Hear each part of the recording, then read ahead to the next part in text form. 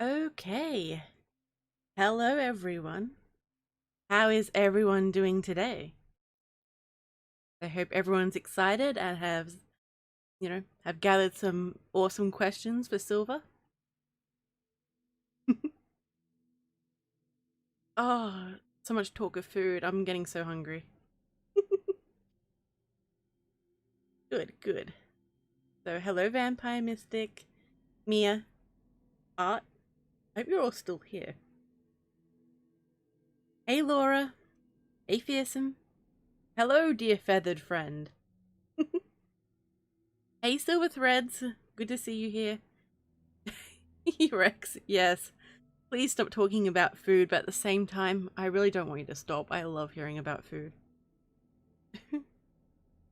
Always these streams turn into food. Yay, Silver's here! Hey, Elizabeth. Good to see you. Good to see you. Hey, Burton. Good to see you. Oh, Vampire Mystic, you came back. I'm good, thank you. I hope you're doing good too. Hey, Nadir. Good to see you again. Hey, Jose. Good to see you. Good to see you. Hey, Doomsday. Boggs? Oh no, not the emus. Please don't rally the emus. Ah, oh dear. Hey, Bird. Hey, Domino. I'm not really into licorice quite that much. Hey, Christine. Welcome, welcome. Okay. So if people could be so kind as to retweet this out for me, I would greatly appreciate it. And don't forget to hit the like button too. Oh no, Lady Fregoria. Hey, September. Alrighties. So I will bring on my guest in just a second. I'm just gonna do a final, encouraging people to come. So, hang on. Just a second. Just a second. I'm coming. I'm coming. Live now. There we go. Alrighties. Boop, boop, boop, boop.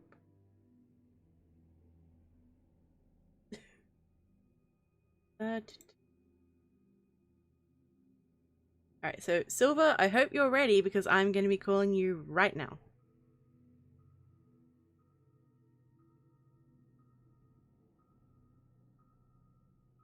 Okay. Hello? Hello. Yay! For a sec I thought it wasn't going to work. I'm like, oh no. Oh no. Like, not again. So No, the chat made me hungry too, so I had to go get my cold fries. I was like, my stomach, I'm just waiting for it to start growling again. It's like, please don't. We're live streaming. Be patient. We'll I know, eat I this. was like sitting here and I'm like, oh no, I hunger. Like, so would you like to introduce yourself to the chat? Yes. Hello, my darlings. My name is SILVADORKABLE. I'm your friendly monster waifu. I do various different things, including creepypastas, narrations, voice acting, artwork, and gameplay videos, and cosplay. Nice, nice. So you do So quite a lot. almost everything. You do so much. There's just so Yes. much to talk about. So what would you like to talk about first? Honestly, I'm up for anything. Okay, putting me on the spot now. I see how it is not. How about you? Because I love your artwork, so I'm going to go with that. Aww. Could you tell us about your art? Yeah, definitely. So, for those of you who don't know, I actually did a piece of artwork for Lady, which I loved doing, by the way. I love the pinup style that your character has, so it was really nice being able to do something retro like that.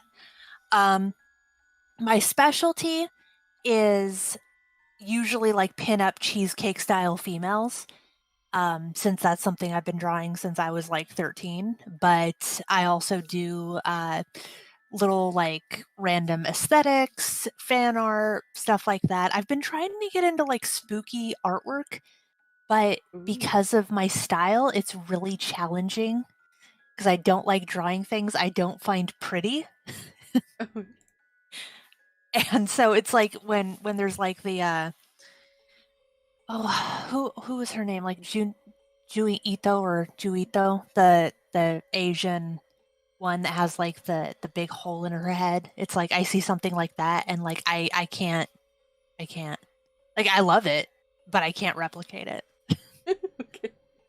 Because, like, are you taking commissions at the moment, and do you have any, like, a sheet, like a commission sheet or anything that I can just? I do. Okay. I'm pretty much always taking commissions. If you go to my Patreon, which is Patreon/SILVADORKABLE, right on that front page, I have my little commission sheet. And yeah, I mean, oh, Mia's being such a sweetheart in the chat, by the way. Me is Um, incredibly sweet. Junji Ito, thank you. But yeah, I do commissions. I don't get a lot of them, but when I do, because they're on the higher price, unfortunately, just because I have a full-time job. So it's kind of a thing that takes away from like my personal time, but sometimes I do have sales going on. Nice. I think I got my art during a sale, and it was absolutely Yes. worth every. It's amazing. People love buying it from my merch as well. So Yes, and it's that is one thing I really love doing is I'm super flattered in the fact that when I do a commission for someone, like at that point it's theirs. I don't reserve any of the rights or anything. So when I do one for them, it's just like, no, you can put it on stickers, t-shirts, whatever you want. It's all yours to do with what you want. it's been very popular on mugs. Mugs seem to be Oh, like the main I'm thing. so glad to hear Yeah. that. Yeah, see, I love that because that makes me feel good knowing there are people out there enjoying my artwork and someone who's able to make like a name and a little like family from it. I love it. It's like I'm gonna commission more. It's just yeah, Oh yeah. money. Just wait for one of my sales. I usually do them when I have more free time. So it's more fair of a price just because I don't have a full-time job and then a million other hobbies that I'm trying to do at the same time. Okay, so on to cosplay. How long have you been cosplaying for? Oh, COVID. Sorry. so I've been cosplaying, geez, probably since I was 13 and I didn't know what cosplay was. um, I remember when I was like a little kid and Final Fantasy VII came out, and I was just enamored with Tifa. And I remember like dressing up with like this like black skirt and like this white sports bra. And I'm just like, I'm Tifa now. And like I didn't even know what Mhm. cosplay was at the time. I was just like, I want to be cool like her and kick ass. Um, but officially, like I've been cosplaying for well over 10 years. Um, I actually just ended up finishing my Lady Dimitrescu, the tall lady from Oh Resident yes, Evil, I saw that one. and That one was amazing. I'm super excited, because I love the aesthetic of her. She's so I don't know, she's so classy. She is, and she's so tall too. She It's like just ooh. she is. I'm gonna have to be really creative with my photos to make that like concept and like the feel of an overbearing tall individual, especially because I'm only like 5'4". Um, I'm taller than someone. Yes. I am a tiny person. I'm the tiniest in my house. Uh, I have to like climb up onto the counter to reach the top shelf, kind of a person. Oh. But yeah, so I actually just finished her. I have a bunch that I've been lining up because as part of my Patreon, I try to like motivate myself to do one photo shoot of a cosplay a month to kind of keep myself busy and not go insane during the pandemic. Oh yeah, the pandemic's been it's been Yeah, tell me about it. So this month I'm gonna officially photo shoot or photo the lady Dimitrescu, and I think I got like a couple others like Morgan Ainsland coming up and stuff like that. But I can't sew so much, unfortunately, not anywhere near as well as my mother. But I do excel at prop making, so that's like my strong suit. what is your prop making tips for people if they want to get So into cosplay or? If you want like something sturdy, I definitely suggest a 3D printer because that is an amazing tool to have. But if you're totally old school and you just want to make things with your hands, foam is a really useful tool. Hot glue almost binds everything. Um, One of the things I found out, which I really love using, it's very messy, but it's excellent if you want to carve or shape anything, is insulation foam boards. They're these pink, like really lightweight boards you can get at like Home Depot and stuff. And you glue them together and you actually carve them, and they make very light props. So you can have something that's like ridiculously large and very lightweight. That is really cool. Yeah, it's never really fun when you have a huge prop that you're trying to carry around at like a convention or a shoot or something, and the thing weighs like 25 pounds. Yeah, I bet. Okay, so some new people came in. Hey, Baron. Sorry, Hey, September. If I miss you, I'm really sorry. Hey, Bugs. Hey guys. Sometimes, like, I like it doesn't load properly, and then it's like, Mm. oh, sorry, I missed you. Hey, baked potato. Oh, I love potatoes. Yes, baked potato is one of my darlings. He Oh, usually no. shows up at my streams. Excellent, excellent. Hey, Miss Creepy Tales. Hey, Alternative Night. Hey, Sharon. Oh no, Maskino's here. Of course he is. Bugs. That nerd. Yeah, Maskino, total nerd.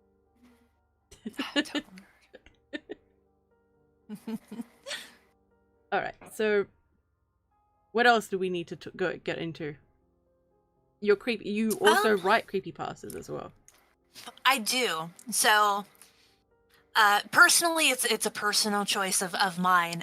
But I always hate having to like go out of my way to hunt for creepypastas and then ask permission, and then you end up with like some of the authors that are like, "Well, I want you to pay me a royalty," and it's like I'm literally not making money on this, so I have no money to pay you, kind of a thing. So I just kind of go completely away from that. And Yeah. usually we'll just be like, well, fine, I'm just gonna write my own with blackjack and hookers. Forget the creepypasta, actually. So I'll usually just write my own and then completely narrate it.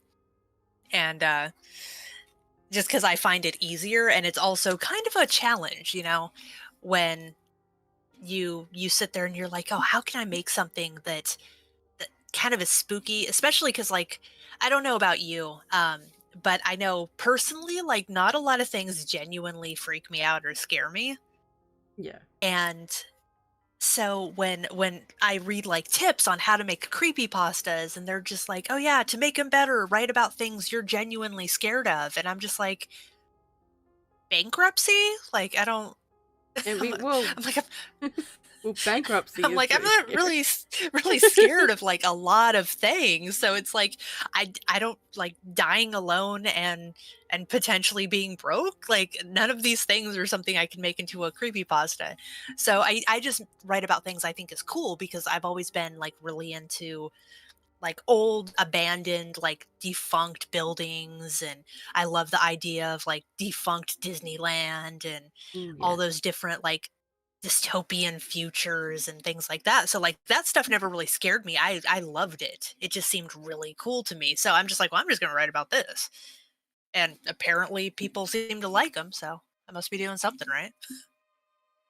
I liked your I think it was called Badlands Radio. Called Badlands. Oh, yes, I actually still have to do the finale of that. Ooh, yes. I have it all written out, but I wanted to put in like some special effects and everything, so I've kind of been dragging my feet ever since I like rebooted my channel. But I really did like that. I liked being able to have a character arc in it, and I liked the concept that it was like almost like the fog, where you're hearing things from a radio perspective, but you don't know exactly how reliable the narrative is because she's obviously slowly becoming unhinged, and I love doing stuff like that. I Huh? loved it. I loved listening. I'm like, Oh, I'm a bit so behind on fun. it, but it's just like, come on, do more. Would you ever continue that series? Definitely. My one weakness specifically with like writing creepypasta is I always end up with them so short, and it bothers me because I'll write it and I'll be like, okay, cool, this is gonna be great, and then I'll record it and I'm like, this is literally a 4-minute segment. Yeah. But ultimately, like, I really liked the story arc. I don't really know with how I've ended it how I could continue in a way that follows like the same suspense, but I feel like I could do a sequel either from the same perspective of Care, which is the main character, or possibly another individual trying to survive in the wasteland. So, but I really did like the fact that I was able to do everything with audio and add in like little spooky details like the water dripping and stuff like that. Yeah, the water dripping was really just, it was very it was very unsettling. I'm like, what's that sound? That's something, and I'm like, that's water dripping. Oh. Yeah, and originally the Badlands radio was set up as like an ARG kind of element where it's funny because I put a bunch of hidden things in it, um, but no one really caught them. And so I was just like, oh, well, I'm trying really hard, but no one's kind of noticing, so I guess I just won't do these anymore. And so I just kind of like did a couple episodes that didn't have anything like spooky or like anything, but there's always a whispering track in it. And I love it because people can't tell what it's saying because there's no way to isolate that whisper. Oh. But I keep putting it in there every single time. And so some people would be like, I hear something in the background. And it's like, you know, it's there, but you can't tell what it is. That is I like having that unsettling. like level of like unknown where people are like, I don't know what they're saying, but I know something's going on here. I like that. I like that subtle, like, just to make someone uncomfortable. Just Yeah, enough. it's really fun doing something like that. That or like clicking or like Oswell, which I guess you can call him a companion animal, has a lot of clicks and chittering in the background, which I always love putting in. Nice. So, you live stream as well. Like you do gaming and you do art. Like, wanna? I do. So, recently, I actually just got done with one like an hour and a half ago, 2 hours ago, with an art stream where I was trying to make like the cute food aesthetic with like all the pretty pastel colors and everything. Since it's not usually my strong point, I like being able to do new things and try stuff, and I do stickers of them and everything like that. Ultimately, though, I love doing video games. That's pretty much what I do for fun, and I've been playing those since I was able to pick up a controller. Really, Oh yeah. but like yeah, I used to be like this little kid, and I would beg my older sister to play Legend of Zelda: A Link to the Past because I wasn't coordinated enough to win at it, but I wanted to watch the gameplay. So it was like one of those little things, but I really enjoy doing horror games, which is kind of crappy for me because I am very easily startled. Oh yeah. Yeah. So yeah, like games like Five Nights at Freddy's or something where I'm genuinely, I know that it's coming. I know there's nothing I can do to stop it, but I'm going to freak out about it anyway. Because the moment that thing jumps and screams at me, my arms fly up and I like shoot back in my seat and I can't do anything about it. It's also, I think. But like, oh, go ahead. Oh no. Oh sorry. It's also the anticipation. Like, the more it's gonna, the more it's gonna, it's building up, and then it finally happens. It's just like, ah. I mean, that's Yeah, definitely. And that's what freaks me out about it because it's like I know there's going to be a jump scare. I know it's there. I'm waiting for it. And then the more you wait for it, the more you're like, I know it's going to be there and it's going to suck and I don't want it to happen. And then you get yourself so worked up that by the time it happens. But it's funny because like a lot of things don't necessarily like creep me out, but jump scares always get me. Anytime I go to like a haunted house, they're the first thing to make me scream because it's always someone jumping out in front of me and my arms fly up and I squeal like a little girl. I think it's the fight or flight instinct that sort of just takes over. Like you just. It very well could be. There actually was once in a haunted house where we walked into a room that had a false wall, and there were people behind the false wall that were slowly pushing it in, so it was like the room was shrinking and going to crush you. And whereas a lot of people stood there and are like, oh no, I was like, screw this, I'm out. And I dove under the little bench that was in there, that was like built into the wall. And I was like, you're not going to crush me because this bench is going to defend me. And then I realized I was like, oh wait, I'm in a haunted house. This isn't real. And I was like, I can come out now. But yes, there have been times that I've been in haunted houses and something has genuinely caught me completely unexpected, and I have taken off running through the haunted house as fast as I could go. God. And it's just like, nope, I'm out. But nope. It's like, I will see you. And I've told my friends too, I'm like, in the event that we ever have a real zombie apocalypse or anything, don't come back for me because I swear, I promise you, I am not coming back for you. Like, you are on your own. So its murderer is coming behind. It's like, bye guys. Nice knowing you. See ya. It's like, if I can do something for you, I will. If I'm like right there and I have the option of like swinging a baseball bat at the murderer's head, I will. But if like the person that's my friend is just like, oh, I have to go back, I need to get my glasses or something, and it's just like, all right, well, see ya, enjoy your funeral. I'm out. When I was playing VR chat with a group of you, including Mosquito, I'm pretty sure that happened. Like, the murder was chasing Mosquito, and you were just like, bye, or something. Yeah, I've done that. I'll definitely do that to him. I'm just like, nah, you're a big guy. You can handle yourself. Oh. You don't need me. See ya. Oh, hey, Boston. Hey, Frightman. Goddamn. Oh, God. But yeah, no, I actually, there are some really fun games on VR chat. Like, the murder game is always super fun. Especially because literally you can just go up and you can always tell, if you know your friends well enough, who the murderer is by how they act within those first 30 seconds. Oh yeah, that's true. Because like we have a friend that we call Weepcar. And he'll just walk around, and the moment you hear him singing, you know he has a knife. And you're like, mm-mm.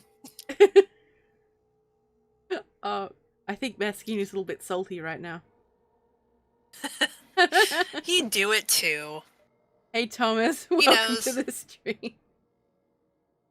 And Domino makes you don't need to outrun the monsters, you just need to outrun the other people. Oh, that's horrible. I don't need to go faster than the monster, I just have to go faster than you. I'm pretty sure I heard that like with the zombie apocalypse thing. Like, oh yeah, on shirts and stuff. There's been a lot of jokes like that. Weeb is hilarious. I love that. So you also do like, you're also, what is it called, like with the cartoon picture when you're live streaming? Oh, so that one isn't actually drawn. My it's called a Vtuber or virtual tuber. Oh, okay. That one's not drawn. I tried drawing my own because you can do one in this program, and then it turned out that it was like way too complicated, and I have absolutely no interest in spending 16 hours compiling one thing. So there is actually a program that you can use called Vroid, and honestly, you could probably make your character in it easily. That would be pretty and cool. It's just a super easy program. It has a really simple interface, and you can essentially make your own 3D character and load it into a program, and it'll track your facial movements and everything like that, and it's super fun. I usually use it just on my live streams on Sundays because I spend a lot of time like looking down at my tablet when I'm streaming, or if I'm super lazy and I don't want to put on makeup and turn on my webcam. Oh yeah. It's really nice just being like, I can just sit here in my pajamas and everyone thinks I'm clothed, you know? I just like, oh my. But yeah, I know. Yeah. I'm just gonna stop. Yeah, honestly, I think that you should look into it. It's a really fun thing. It became really big. But I kind of do it just as like a fun little like vehicle for the character, not as like a full-time thing. Nice. So there's actually a huge community out there of VTubers. I've seen some, and I was just like, I watched, like, I was browsing on Twitch, and I saw some, like, wow, these are popular. Like, just. Oh yeah, there's some that will literally spend like I'd say $700 on a custom model. Ooh. And I'm just like, ooh. Yeah, and I'm just like, that's a nice model, but ooh. I'm like, I can't. I can't. I'm sorry.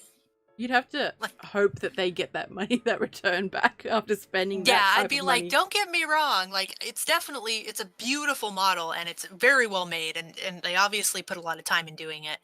But at the same time, I'm just like, I am not making any money on being a VTuber, and there's no way I can justify this.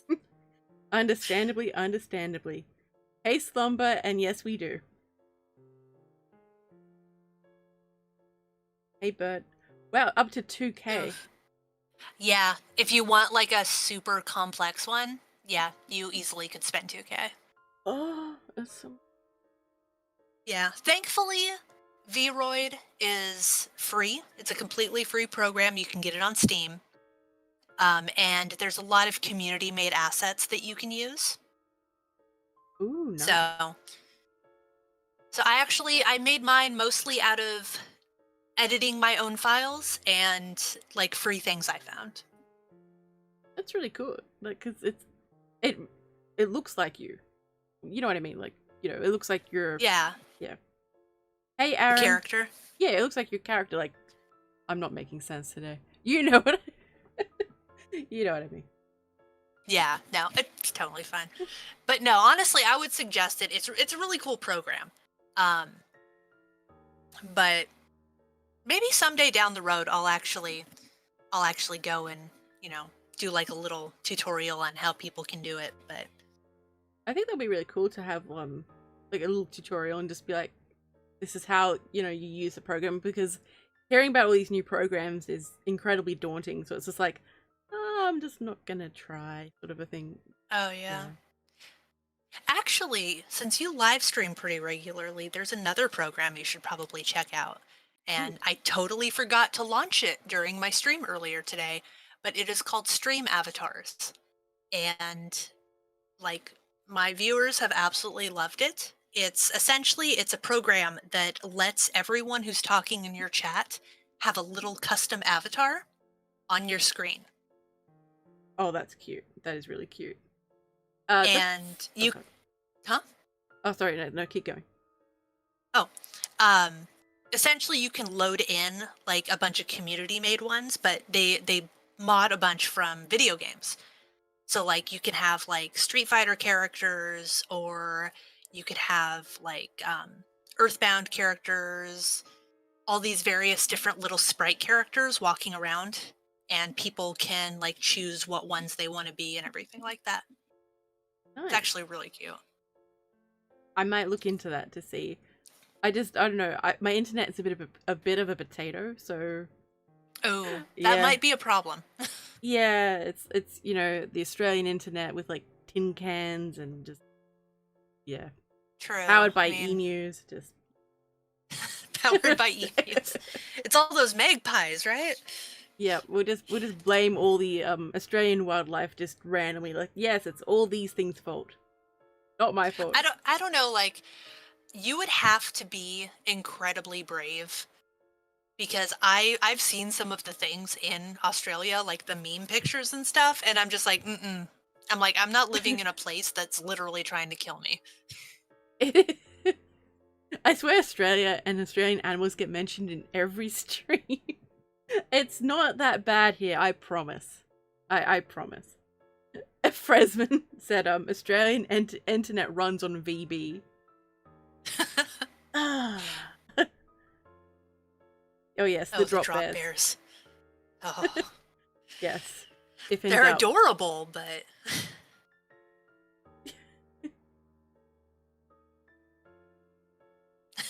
Alien spiders. Yes, they're alien spiders. Spiders aren't that big here. See, honestly, I don't have anything against spiders either. Like, I know a lot of people are afraid of snakes, spiders, lizards. I love them all. The only place I draw the line is if the spider is being aggressive. Oh, yeah. If that spider is jumping at my face, it's going to catch these hands. And unfortunately, these hands are bigger than that spider. I mean, yeah, that's true. Like, people have seen, like, huntsman spiders, and they just seem to think that they're, like... But they're not venomous. So, it's not that bad. Oh, no. Baron has made a drinking game for my live streams. And I mentioned I defended Australia, so that means drink. Oh. Well, I only got a boomer juice here, but I'll do it. All right. Silva's embracing it. Are you happy, Heck Baron? Yeah. Giant centipedes. Nope. Now, is it centipedes or millipedes that are venomous? I know one of them are. I don't know which one it is, but I'm just like, you know what? See, that's what makes me nervous about it, because I'm like, I know one of them is and one of them isn't, but if I don't know the difference, then I'm screwed either way. So that's I'd probably just give it a good wide berth either way. Yeah, I'm just like, you know what? I'm good. I don't need to go over near this strange multi-legged thing. This alien-looking apparition. It's like this thing that's like a piece of noodle with legs. Yeah, it's like, no, I'm good. It's just the centipede. Okay, the centipede's the venomous one. See, we would have been screwed. Just imagine. Okay. I'm trying to stay on topic. So tell me more. But see, it's funny. Oh, go ahead. Oh no. Oh, sorry. No, keep going. Oh, I was gonna say it's funny when you run into someone who's genuinely scared of something that you can't fathom, like moths. I met someone who was scared of moths, like flying at her face, and I'm just like, why? They're so pretty and like gentle, and all they do is eat your clothes. And she's like, no, I'm afraid it's gonna fly into my mouth. And I'm like, why? Yeah, one of my friends is scared of moths too, and I'm like, but they can't bite you. You know, like, just I don't know. They're literally just fluffy night butterflies. Like, they're soft and pretty. Hey, alright. I don't know what your name is. I'm sorry, but I'm saying hello anyway. So, tell us more about your character, your monster waifu. Okay. So, I actually tried starting a little mini webcomic on Webtoon for her, just because I have random stories in my head that pop in there, and I'm just like, oh, that would be kind of funny. But there's only like 2 episodes so far. She's more or less an Eldritch, but a good deal of people don't know what an Eldritch is. So I usually just say she's a monster, just a monster. Just how I'll explain it, she's just a monster. But she can take whatever form she wants. So it's kind of funny in the fact that people usually see her and they're just like, oh, it's another cat girl. And I'm like, it's not really another cat girl. Like, you're not going to be saying that when, like, the 18 tentacles come out of nowhere. But I did kind of want to design her loosely based on the Nekomatas from Japanese folklore, because I absolutely love various different types of folklore and legend and stuff like that. So she usually just looks like a teal-haired cat girl with two tails. But she can do various different otherworldly things. And she usually consumes both food and the souls of the damned. Hey, she's not wasteful. That's always a good side. Exactly. She likes to sleep and eat. I mean, if you could be anything you wanted to do, I mean, doing that. See, honestly, if I was all powerful, I would totally just sleep and eat too, but that's just me. Yeah, I do the same thing too. It's like, yeah, eat, sleep. But yeah, so I have like 2 episodes right now of her little webcomic of her adventures. And one of them's just kind of an introduction, and then one of them was her trying to climb out of a monitor like the Grudge style. When nice. Someone was playing a video game based on her. The only problem is that they were playing on a laptop, and the laptop was not the right size of monitor for her to fit her hips through, so she got stuck. Okay, that's awesome. You just have... Oh, go ahead. Oh no, I was gonna say, do you have a link so we can... I do. But yeah, she basically just ended up getting stuck like halfway into the laptop, and she's like, this isn't the recommended size. What are you doing? Oh, that's awesome. So yeah, it's gonna be a lot of stupid little things like her having someone do like the Bloody Mary kind of thing, but she's in the middle of like brushing her teeth, and she's just gonna be like, what the hell is going on here? Why are you looking into my bathroom? Okay, that's awesome. It's a lot of just like horror tropes. That I love that. I love sort of campy horror tropes and just... Yeah, I don't know. It's just I like dark comedy. It's always been something that I've had a very dry, weird, morbid sense of humor since I was young. And so it's always just like the stupid little things like that where I'm just like, oh, he got hit by a bus. It's so funny. And everyone's looking at you like you're a monster. And you're like, well, you have to admit it's funny. I mean, I'm sorry. Also, it's dark, yes, but it's funny. Like, usually with every guest, I pester them about being on the Harper Codex, but you've already agreed to be on it. So I'm just like, oh, okay. Ha! Victory. It's like, damn it! My plans have been foiled. But yes, you are coming up very... probably in the next 4 or 5. So just, ooh, yeah. Yeah. So everyone will have that to look out for.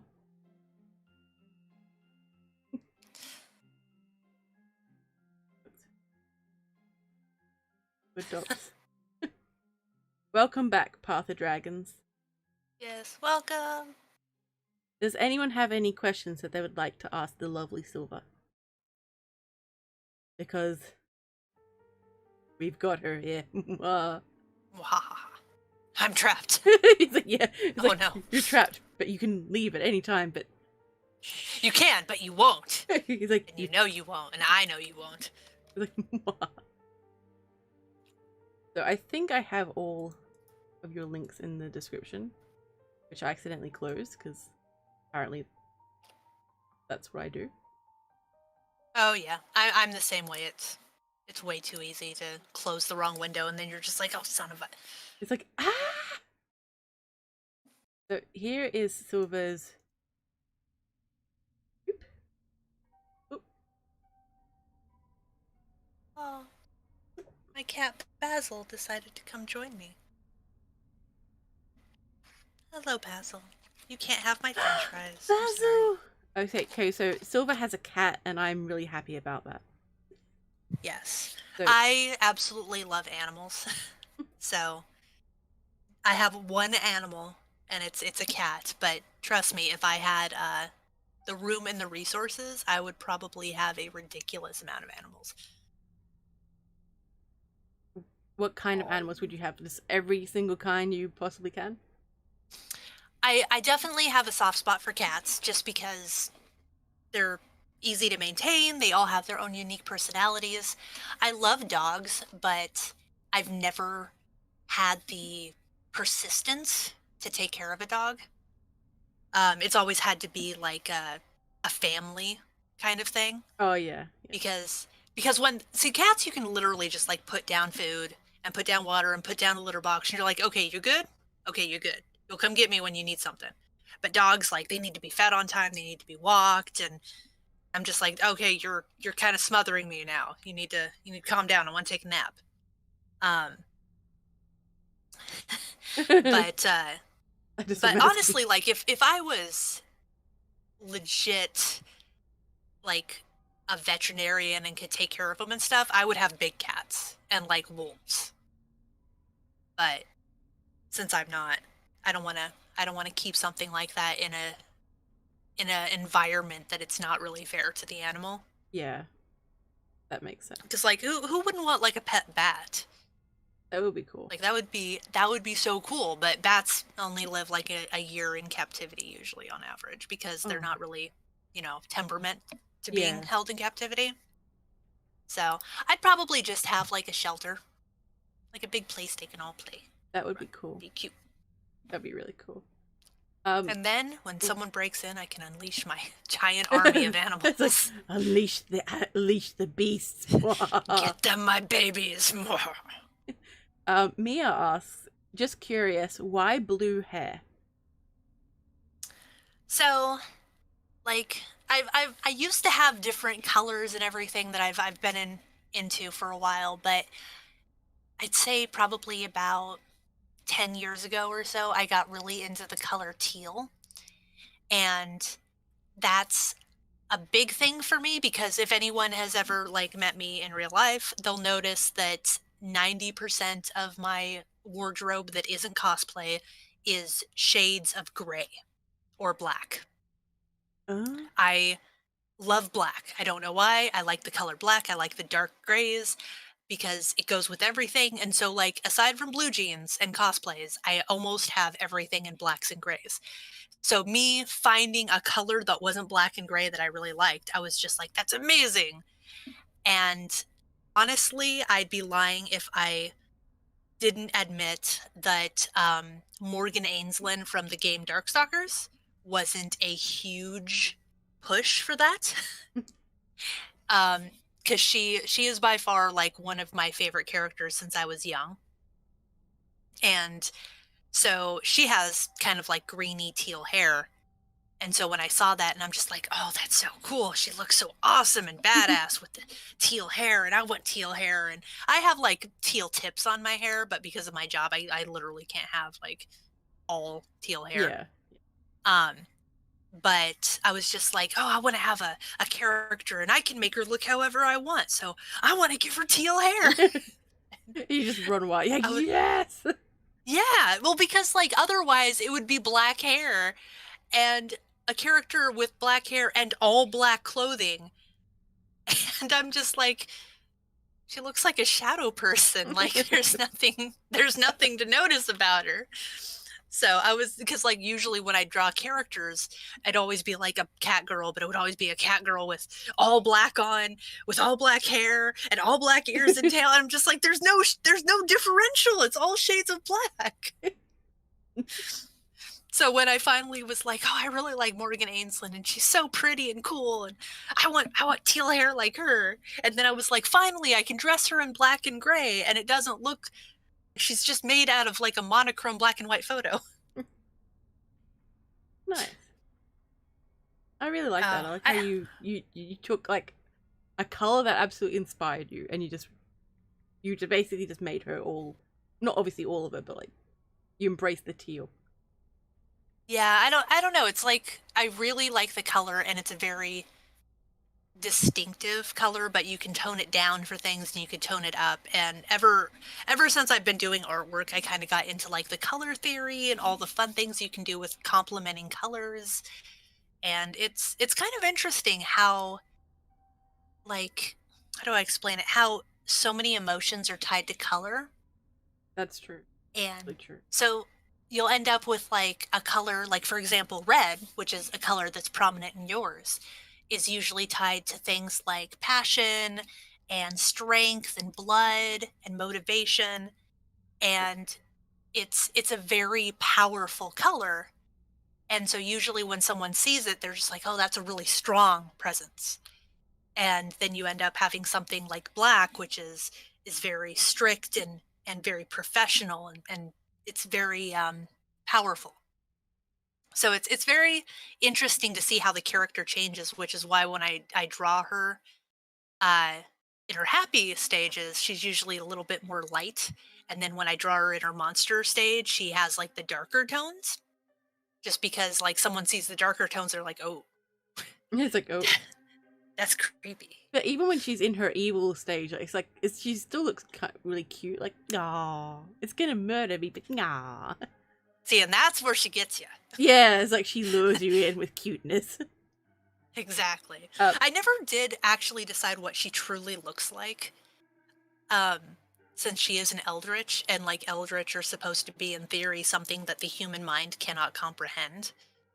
But knowing the fact that she likes to eat a lot, I imagine she's something with like multiple mouths and probably multiple eyes.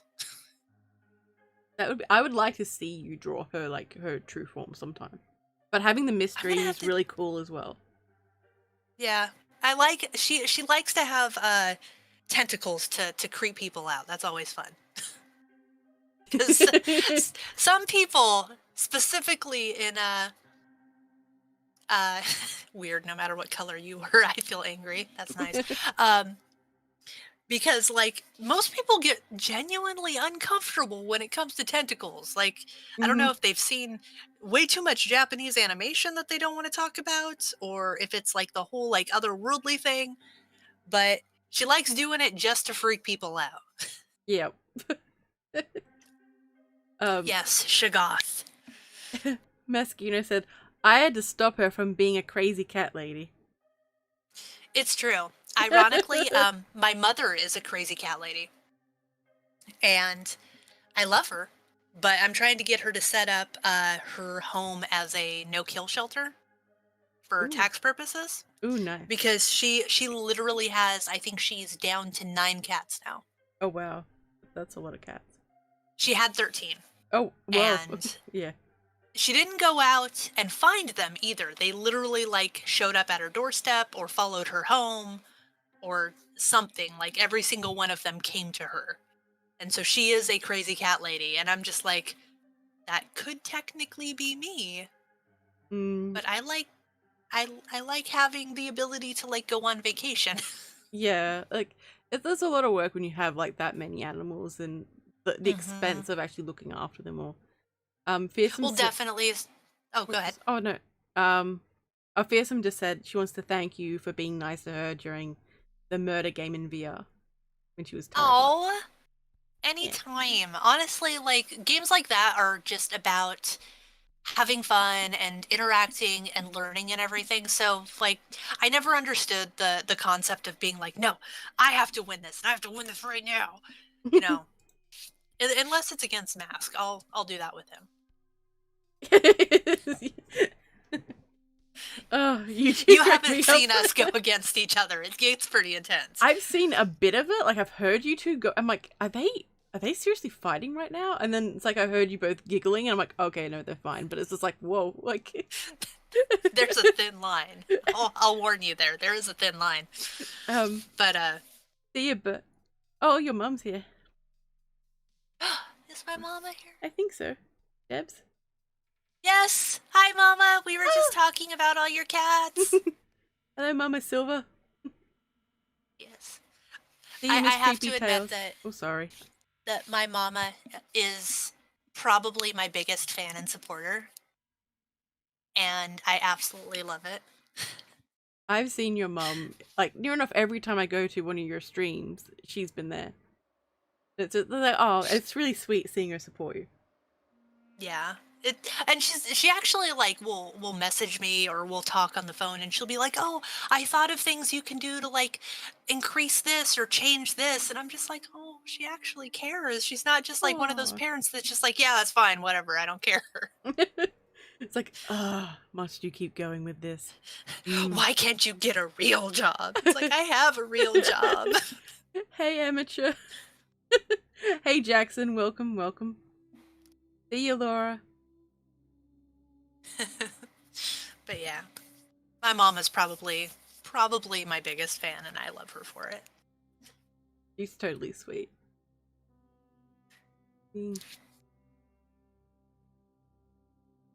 Does anyone have any more questions for Silver? Ask away. Yeah, my mum has gotten more supportive over, like, when I first told them, they're like, I'm gonna do YouTube, I'm gonna do horror narrations, they're like, okay. Yeah, I've had friends like that where they're just like, because I did adventurous eating for a while, and I still do it from time to time, but it's kind of getting hard to find food that's unusual. Yeah, that's true. And so I end up like doing food, and I'll be like, oh yeah, I'm gonna try this today. And one of my friends is like, you let people watch you eat on the internet? And I'm like, yeah, it's because they don't want to try it themselves, but they want to know how it tastes. And they're like, she's like, that's weird. And I'm like, Oh. Okay. I'm sorry you feel that way. Like, I'm not stopping. Like, Yeah. But you're gonna want. It's just like you're. Yeah, it's like, I mean, it is a little bit weird, but it's not that weird. Well, yeah, it's just like it's what they want. I'm interested in eating. I love eating, and I love eating new things. And if they want to know what I think about it, then I'm going to tell them what I think about it. And if it's not you, I never it might be understood someone like else. the mukbang thing. Yeah, like that thing you either love or you hate. And personally, like, I don't want to listen to it because I don't really like listening to people smacking their mouth. But at the same time, I'm just like, well, I mean, technically, if I get to eat stuff and people want to watch that, I mean, I like eating. I mean, same. Like, I'm like, you know, I could do that, but I would just get like, yeah, I don't think it'd be very healthy. But I think some of them even chew a certain way. Like, they make it, I don't know, they try not to be gross about it, but they try to be as noisy as possible. But, like, not show themselves chewing. It's weird, and it grosses me out. But, like, I can't stop watching if I start watching one. I'm like, I don't know. You're like, I just. Like the pimple poppers and stuff, there are people that are totally into it, and I'm just like, no. I'm like, no. I don't want to watch whatever that is. Also, I just want to throw this out. I was reading the chat, and someone said they wish they had parents like that. It's okay. I will be your parent. Yay! I will support you in whatever you choose to do. Drink water. Yes. Amateur says, I got a question. Is Shrek 2 the best movie ever? And why is your answer yes? Well, I feel railroaded now because I can't say no. It's like...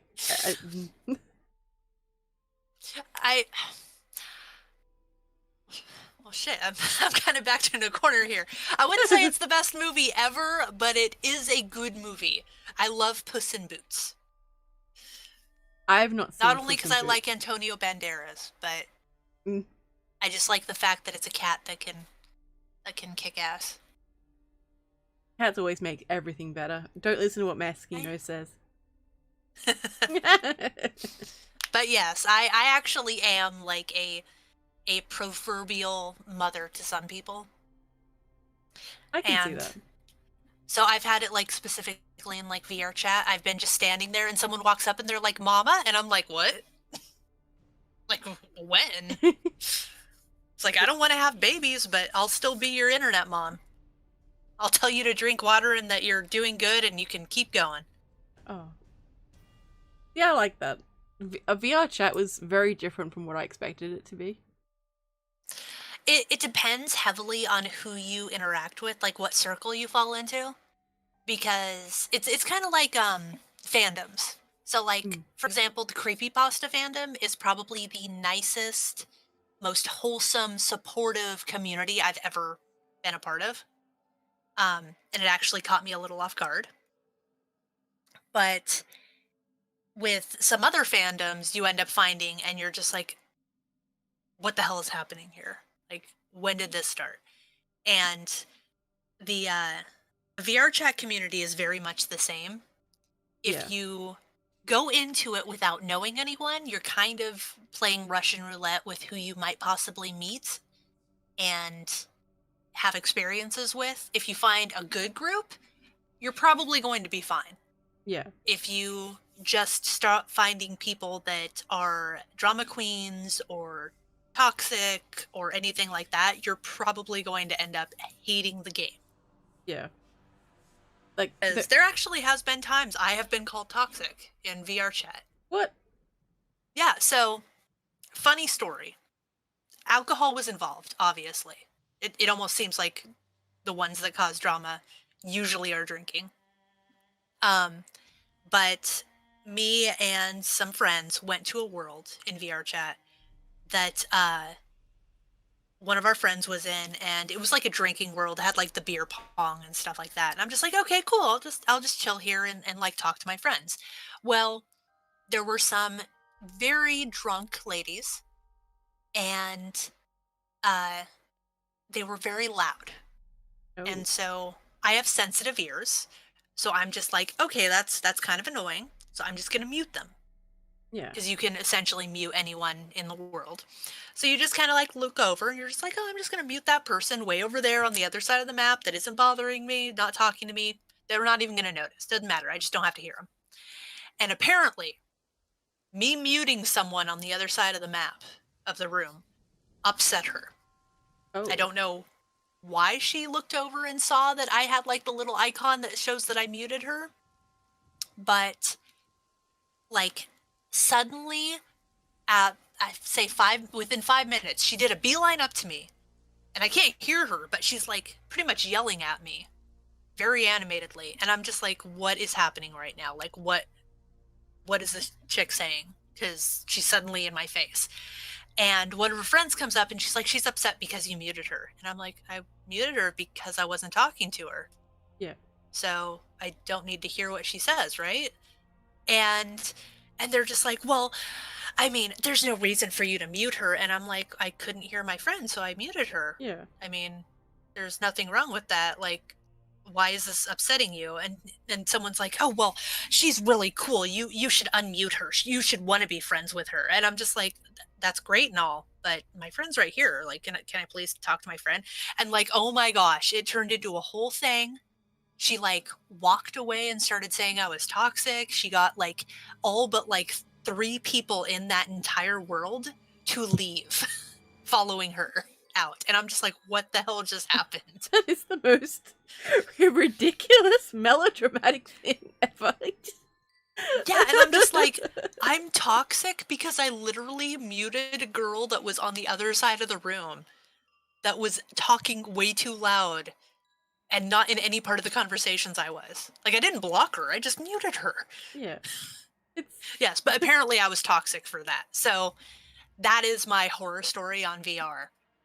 Because that is by far the most ludicrous thing I've ever had to deal with. I have a horror story, but I don't think I can talk about it on my live stream. But yeah, it was just no, like it was. We were going around to different like worlds, and Lucid went off to find another place because he gets really excited and he likes to show me everywhere in VR chat. And like, well, while yeah, he there's was, a lot to see. Oh yeah, and basically there was a video on that was just nope. I'm not saying what it was, but it was just no, just a whole heap of no Something wrapped in a no. you probably don't want to see. We'll just say that. It was just no, just, and I was just there going, ah, oh my god. You're like, why? Why is this here? Yeah, it was just like, it was just. But I'm happy I went into VR chat, and I regretted not having a booth at HorrorCon.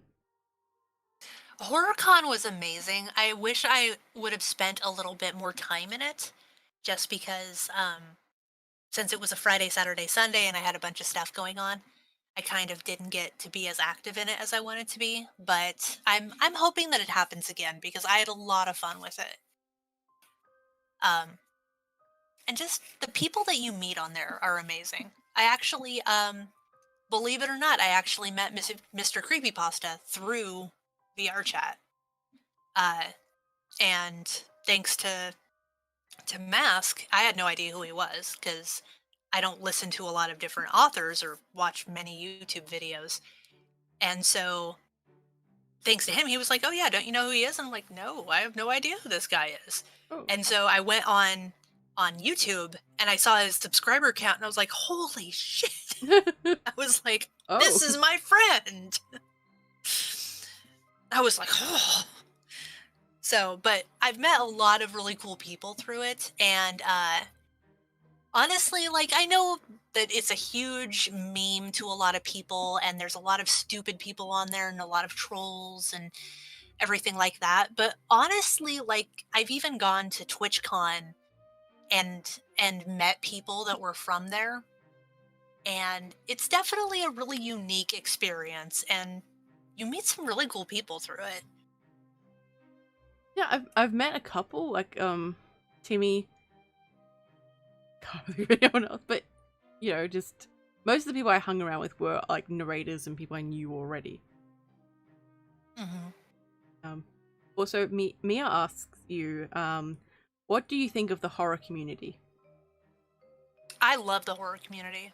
Like, so I've been part of several like fandom communities, and the horror and the creepypasta community specifically is by far the best one as far as kindness, general being polite and welcoming and considerate. Yeah.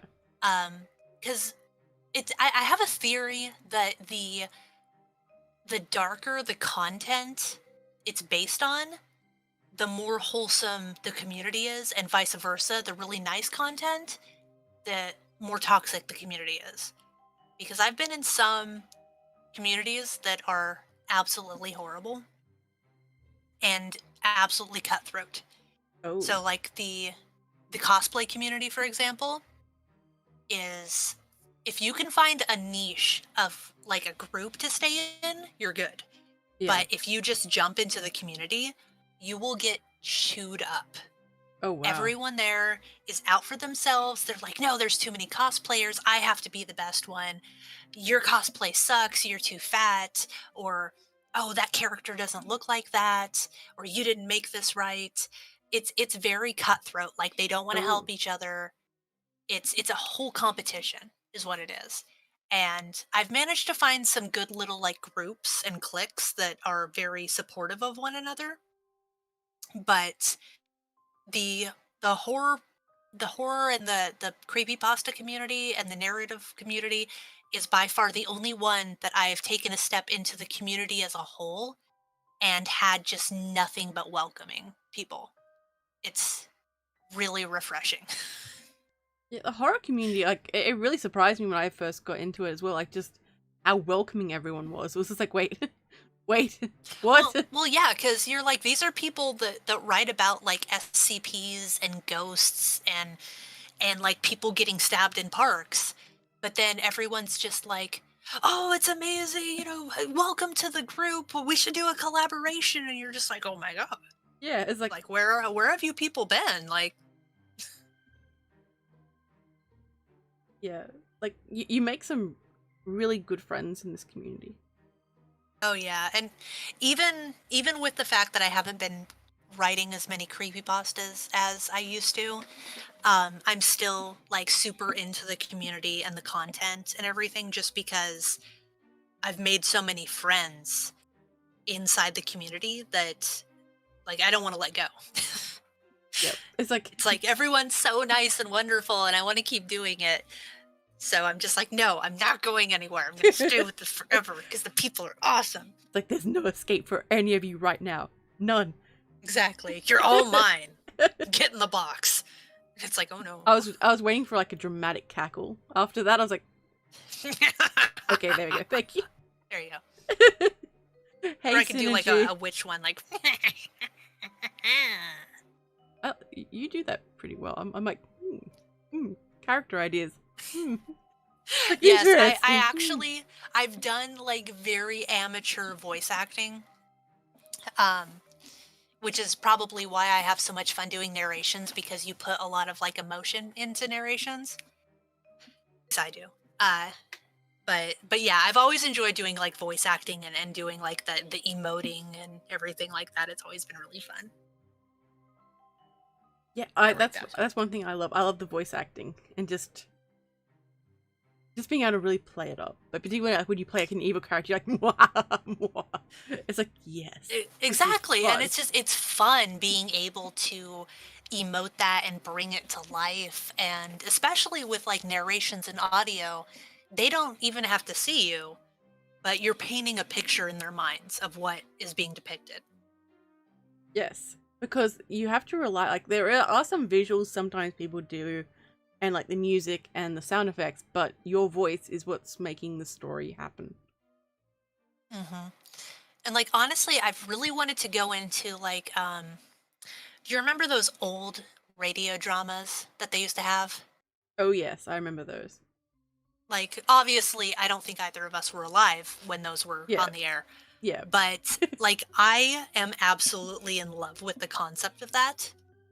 And I know people don't really do them anymore, but like ever since Fallout 4 and there actually was a like little mini series on the radio in Fallout 4 of this like guy who went around like shooting people and stuff. I've been wanting to do one of those and I just have not gotten around to writing it. I It's like think I you should. love the old radio dramas. I think you should totally do it. I would love that so much. Do it. Do it.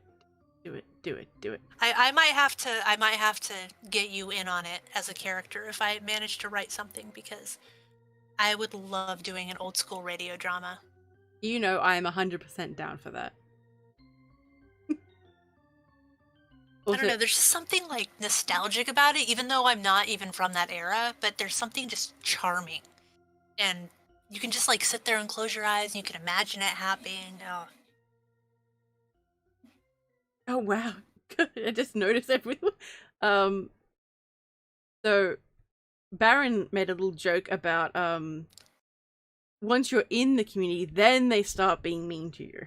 Which Well, if that's true, I have not experienced it yet, because I've been in the community for well over a year, at least, and everyone's been nothing but nice to me. Like seriously, the people in the horror community and like the creepypasta community are like some of the nicest people I've ever met. that is true. And really just I sort of expected that I'd sort of have to do things like if you ask someone for help, like most of the time people are like, yeah, I'll help you. It's like, wait, what? Yeah, and it's super weird because just like, for example, so we both YouTube. If you go into like just a Reddit community or something and you're like, hey, I need help with my YouTubing, can you give me tips? Everyone's just kind of like, whatever. I don't want to talk to you. Like, how dare you? But it's like if you go into like a horror community and you're like, hey guys, I need help with my YouTubing, like, do you have resources for like this or this? People are like, oh yeah, here's this and this and this, and here's my card, and here's if you want to collaborate, and here I can do a shout out, and it's just like, oh, yeah, it's amazing. He was for uranium bombs. Sorry, I just looked over and I saw that, and I was like, oh my gosh, that's amazing. Yeah, my chat gets weird. I love it. No, I love it. Dude, weird stuff is the best. Like, who wants to be normal, you know? That is true. That is very, very true. Like, I cannot remember a time that I've ever wanted to be normal. And like even growing up, see, the thing is that I'm surprised I hadn't gotten involved in the horror community earlier, because I remember being like a little kid. I wouldn't say a little kid, like 12. Yeah. And liking horror stuff. Like, there was once that me and a friend, so I stayed at her house for the night, like a slumber party, and we put on a horror CD of spooky haunted house sounds and went to bed. Nice. Like, that was what we listened to that night as we slept, was like rattling chains and like zombies in the background and stuff. I think it's always Just like to like be relaxing though. Like just it could. It actually was kind of nice until you got to the screaming, but it's like, oh, screaming. then you're like, oh, screaming. Okay, stop, please. But yeah, it's like, I don't know. There's always been something about being like super, oh, hey, Weepcar. about being like super gothy and morbid, and I've always loved like old dilapidated things and like really kind of messed up stuff. Like it's like, oh, that's really kind of twisted, but I really like it, you know. Same. Have you ever done urban exploration or anything like that? Because you like dilapidated buildings and I abandoned stuff. I desperately wanted to. The closest I've ever done, and like I the problem is that I am a little too safe for my own good. Like I hear like, oh, you could break into this place and da da da and everything, and it's like that sounds really cool, but A, I don't want to get arrested, Mm. and B, what if there's homeless people in there and like they stab me? Yeah. It's like I don't want to get stabbed, please. So like the closest thing that that I've done is there is a guess you'd call it like an old historical fort Mm. that is within driving distance. And it essentially was like built way back in the era. It's like made out of wood structured logs and all that stuff. And they used to like trade beaver pelts there once upon a time. Um, but there's a place that's essentially called like Officers Row, and it's a bunch of buildings that were made in like the early 1900s or so, or like late 1800s. And one of them is an empty old hospital. And Nice. this is like super old. It's standing, but like the inside is obviously not held up. Like the paint's like all peeled off the walls. Some of the floors have collapsed. Like they have it up, but they really don't know what to do with it because it's in a historical building. But what are you going to do with an old hospital? You know. Yeah. Um, and what makes it even more messed up is like you can see where they did like renovations in like the early 1900s when like tuberculosis broke out apparently because they like Ooh. moved an entire wing and like rotated it so you can like see like the weird structure of like the outline of where the stairs were that they built over, and there's all these like painted windows and stuff, but there's like, oh, it's super weird. So there's like an area that you can go down like a little stairwell, and there's a door, and you can't get into the door, but it allegedly leads into the basement, and the basement is where all of the blood allegedly drained. Oh. And because you can see like these like big grates, like drainage grates inside the main floor, and I'm just like, oh, did they really go down there? Is that where they put all the bodies? Like, because when tuberculosis hit, it hit hard in that area, and I'm just like, oh, I want to go in there so bad. So I've like I would like peek through the open little holes in the window panes, or like the open little door frames and stuff like that, but obviously it's all locked up, so you can't go in, and there's no way I'm breaking in. But I did actually have a very weird experience. Right across this little street from it is what used to be the barracks. And it also is completely dilapidated. Like part of the floor is missing on the second level. Some of the windows are broken out and missing. Well, there's a metal staircase on the outside.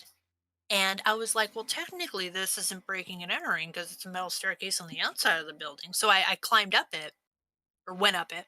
And there was like one of the windows had a bunch of little panes of glass in it, and one of them was missing. And I was like, oh. And as I was walking by it, I heard metal. And like I stopped and I like looked at it, and the person I was with was talking, so I'm just like, shut up. And like I heard what sounded like chains rattling. Oh. Like they were swinging or something. It was a very metal clattering sound. And I managed to get the person to be quiet, and then they stopped. And I'm just like, well, was like wind causing it or something? And I like looked around, and there were no chains like anywhere. There was no chains in the building. There was no metal in the building that I could see. There was no chains outside. I was just like, where did it come from? But it sounded like it came from inside. And like I've had friends that swear that like in the top of the hospital, they see like silhouettes moving sometimes and stuff like that. And I'm just like, that's so cool. I want to go in there. Sometimes you can get permission from the owners to go in. Oh, that'd be so cool. I think you might have to See, be like oh, sorry. an official like ghost hunter or something. Yeah, like a ghost hunter would be like, yeah, I'm from so and so historical society. Yeah, I'm gonna take That would be so photographs. And is it possible if I do this? Once upon a time, I had a group of friends who wanted to do like a ghost hunting group, and I was just like, yeah, let's do that. And I guess he like wrote to some groups and was like, oh yeah, can we get permission? And they like never wrote him back. And he's like, Oh. stupid. I was like, damn it, I want to go in there so bad. But I've had a few like little experiences, but I've never really done full on urban exploration just because, like I said, I'm afraid of either A, getting arrested for trespassing, or B, getting stabbed by a homeless person. Yeah, but both of those things just, yeah, those don't sound good. Don't sound good at all. But I have seen some pretty interesting things. I mean, it's interesting. I actually had a friend who we swear his house was haunted. He was renting it. Him and a female friend of his, and I had been drinking because this was back when I used to party, and I was just like, oh, I'm way too drunk. I'm just gonna chill here and sleep on your couch if that's okay. And he's like, yeah, no worries, just knock yourself out. And so I ended up falling asleep on the couch, and in the middle of the night, I hear like the sound of footsteps. And then I hear the door close, and I'm just like, what the hell is going on? And I like lean up, and I look down the hallway, and there's the bathroom, and the bathroom door's shut, and there's light. And I'm just like, oh, okay, he just went to the bathroom, whatever, I don't care. And I went back to bed. Yeah. And then the next morning, because he had mentioned he thought the place was haunted, and the next morning I was just like, why were you so loud when you went to the bathroom last night? And he's like, what are you talking about? And I'm like, you were like practically stomping down the hallway. Like, did you walk a little quieter? Like, I don't know if you were still drunk or what. And he's like, I never went to the bathroom last night. And I was like, what do you mean you never went to? He's like, I'm like, do you mean you might have been drunk and you don't remember going to the bathroom last night? Or he's like, no, I literally passed out and just stayed in bed all night. And we checked with the female that was staying there, but she had the master bedroom, which has its own bathroom. So there's no reason that she would ever get up and go out into the hallway. And I'm just like, who the hell was in the bathroom? Yeah, that's like, to this day, I still don't know. like that would really drive me insane. Like, okay, like because you hear those stories about the homeless people like secretly living in someone's house. Oh, I've heard of those. Those are super creepy. Those are creepier to me than an actual ghost. Yeah, because like like if someone's in your house that you just don't know, like they could watch you sleep, they could touch your stuff. It's just like, ugh. That's such an unsettling feeling. Yeah, I don't know, like the ones where I've heard it's like, oh yeah, this guy noticed that like food was missing and he set up a camera and this woman like climbed out of the ceiling, and it's like, I'm sorry, what? Yeah. Like, one more time? Who was in your ceiling? Like, I like my space, so the idea of someone being there and me not knowing is like absolutely horrifying. I'm like, I will stab someone. Yeah. It's like, don't get me wrong, I'm not going to be like the victim in like a slasher film. If someone's coming at me, I am picking up the first thing I can. It's like, I will not be killed. It's I can see that happening too. You just they end up like you're just there chasing them, and they're like running out the house going, help, help. Exactly. It's just like, you come in here into my house. Like, I actually have a sword right next to my bed. Ooh, nice. So, like, seriously, like, I am not screwing around. It's like, if you come in my house and you get through my door, you dead. It's like, I don't think there's a single court in this country that will convict me for killing you if you get in my bedroom. What kind of sword is it? It's like, have you ever seen 300? Oh yeah. It's King Leonidas' sword. Nice. So basically it's a stabber sword. Well. Yeah, pretty much. Nice. The funny thing is I have several because I've gotten them as gifts over the time, like from friends and stuff that like don't want them anymore. And so I have that, I have like a katana, I have like the short sword. And I'm just like, no. I have a theory. It's like if someone's coming after me, I'm not gonna act like the victim and run away. You got to get them first. It's like if you get them first, then they're the victim. Hey, Weebcar. Hey, Nismo. We're talking about Although I will Silva admit, murdering someone who comes in her house. I will admit, like, people are just like, oh, that's crazy. No one would do that. Da, da, da. No, I have a friend. I've had a friend who actually defended his house with a sword. Oh, wow. He was in the bathroom of all places, and his wife and child were in the living room, and I don't know why they don't lock their back door. That is astonishing to me for some reason. Wait, what? But they didn't lock their back door because they were home and didn't think about it. And someone walked in. Someone just like opened the back door and walked right in. Oh. And so the wife screams. And so he busts out of the bathroom and grabs a freaking sword and comes running into the living room. And that guy saw it and he was like, nope. And he just took off. He ran right back out of the house. Yeah. Oh, God.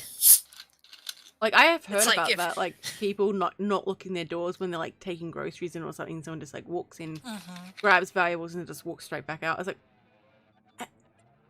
what? Yeah, see, for me, it boggles my mind because it's just like, we literally have locks for a reason. Use the tools that you're provided. It's like, please, there's no ramification to using it. Like, just lock it. It takes 1 second. Just turn it. Just turn the lock. Like, I even have a lock on my bedroom door just for my benefit. Like, it's not like I don't trust anyone in my house, but I know that that's one more layer of defense that I'm going to have time to wake up and get something. It's like, while everyone else with their open doors, unlocked doors, and you're like, nope, I've got enough time to get out. While you, like, leap out the window.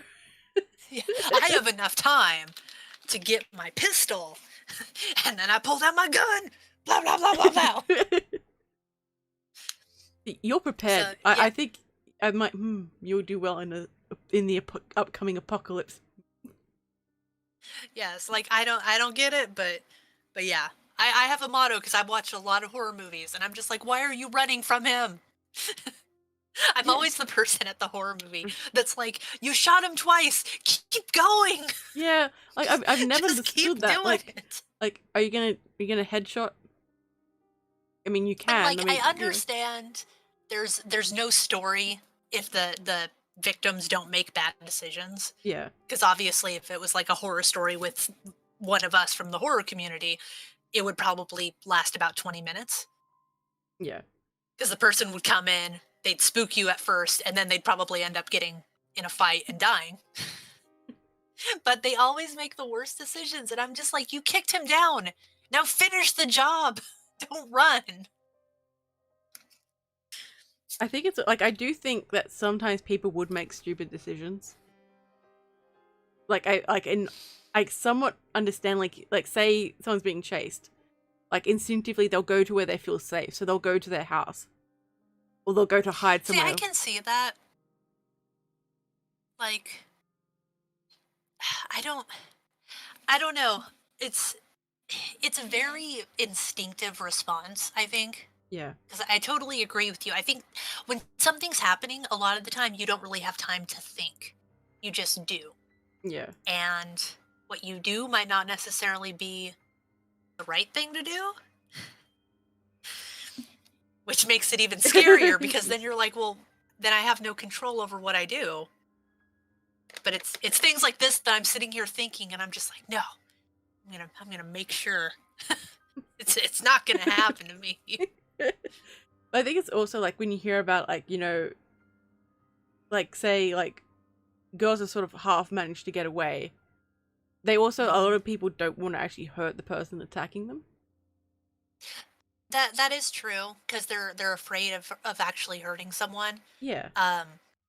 And it's funny because there's also like a lot of things when it comes to non-violent crimes like robberies Yeah. when someone will bring a gun Yeah. At least in America, I know they do. They'll bring a gun, but they bring the gun because they don't want to have to use it. It's essentially a tool to make the odds in their favor so that the person will just give up and give them what they want. And so when someone's just like, no, and then they're just like, well, shit, do I really shoot the person? Or like, then they're like, oh no, they called my bluff. Well, Sometimes it doesn't work out in their favor. Like, you can get shot. I'm not saying you can't, but I've seen like videos and stuff where people end up like attacking the person and the person didn't actually have any intent on shooting them, and they're just like, oh shit. It's like, oh no, I've made a terrible mistake. What have I done? I regret everything. It's like, yeah, it's like, why'd you bring it? But then if they get charged for it, it's assault with a deadly weapon. At least over here, because they have it in their possession. So be like, well, if you have it, you obviously intended to use it. Like, well, maybe no. Like, I wanted to scare them and just. You probably didn't intend to use it, but you still have it, and you still brought it into that situation, so you're still guilty. Legal advice from Silva and Lady. Yes. Don't take this seriously, kids. Don't shoot someone on your property. Shoot them in your house. Wait. What? You can't. I don't know about there, but I know here. Like, if you're fighting with someone on your property, like in a yard, and you shoot them, you should probably drag them into your house. Because you're less likely to get prosecuted if they're in your house when you shoot them. Legal advice from Silva. Yes. Just saying. I mean, granted, you'll probably leave a trail and you can't really cover that up. But like, shooting someone in your yard versus shooting someone in your house is a totally different jurisdiction. I love how this stream has gone. It's like, yeah, we're talking about VR chat and art and now, like, shooting people. Yes. It's like, yes, and this is how you can cover it up if the YouTube gods are listening. We're just talking about a story. This is not real. This is hypothetical. If you were to write a story on getting away with murder, I would strongly suggest using cold water to get blood out of anything. But luminol can still find it. That's true. That's true. I may or may not be way too interested in those like documentaries. I'm finding out more and more. I'm like, Maskino, don't piss her off. Don't piss her off, man. Also, never trust someone who has a pig farm. Yes, I've heard Pigs that one too. Pigs will eat everything. Yes, I've heard that one too. Or a boat. Oh yes, yeah, and a boat too. So chat, what did you learn today? Yes, what did we learn? Oh god. So we learned don't make mommy so mad. It's like, oh god damn.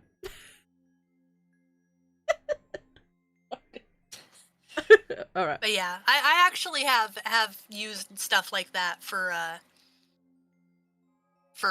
things like that, where it's like you're writing and you're just like, if I was gonna kill someone, how would I kill them? And then someone's just like, what the fuck are you talking about? Excuse my language. And it's just like, no, this is a story, I swear.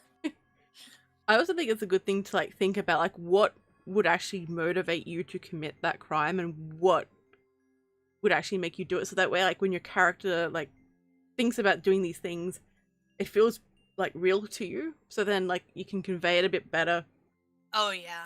Like, I love getting into the psychology of things like that, because it's always really interesting to see what the human psyche will do and like what justification it can use to motivate itself into something, whether it's like denial or just being like resentment or absolute hatred or jealousy. It's just like, no, it didn't really happen. We're going to be together forever. And the only way that's going to happen is if I kidnap him and break his legs so he can't run away. And it's like, what? Like, obviously a sane person hears that and just like, hold up. They're like, wait. But the person who's thinking it, obviously there's something that brought them to that point. Yeah, it's just like, ooh, that one's... It's like that's crazy, but it's really good. So for like the Valentine's Day stories, you do the crazy. Oh, I loved that. Me too. I also liked the Red Christmas Killer story I did, where I was just like, it's just someone who genuinely just hates how commercialized and horrible Christmas got. So she just decided to start killing people that were assholes. It's like, that's literally what she did. On Christmas Eve, she'd go around and kill people she knew were way too into the commercialism. A fright man just got back during this talk. Welcome back. We're teaching people naughty things. Also, yes, I was referring to the movie Misery. Because that is something that would legitimately kind of probably scare me, is the idea of being held captive by someone forever. Yeah, because that is strangely like the supernatural and stuff like that doesn't really scare me much, but the real stuff scares me, and I'm just like, oh, that's too close to home. Yeah, well, it's something that you know could happen. Exactly, and it's just like it's like I'll square off with ghosts and demons and hauntings and stuff, but like that homeless guy is looking awfully deranged right now. Yeah, it's like yeah, and you carry your because it's hard to get like a taser or like a pistol in Australia. You can't really get them for the most part. So like it's like when you walk at night, like you have to put like your keys in your fists and stuff. Oh like, yeah, just I know in that case. trick. Yeah. Thankfully, I actually like in America, it's pretty easy to get a lot of that stuff. The few things we have, but I actually have a taser ring. So it's a small little device that's plastic, and it goes around your finger, and there's like a small little battery pack device that you fit in your palm, and you can turn it on, and if you punch someone, it makes contact with them and it tases them. Oh wow, that's pretty cool.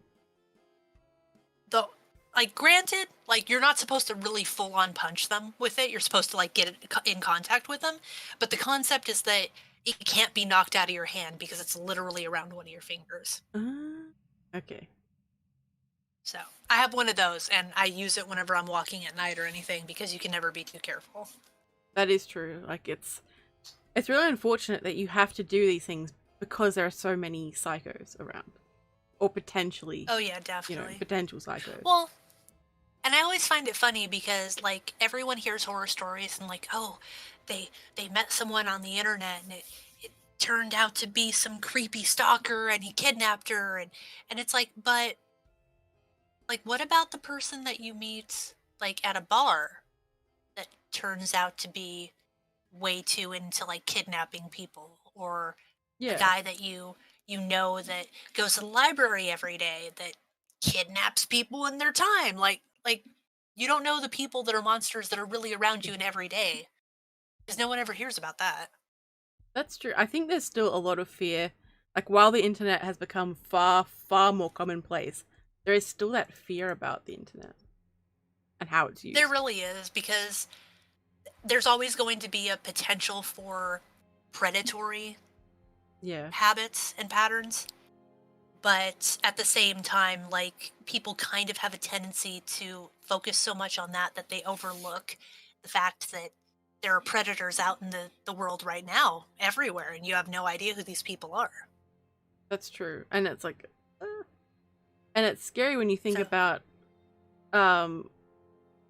serial killers who depicted themselves as being, like, friendly, good people. Oh, yeah.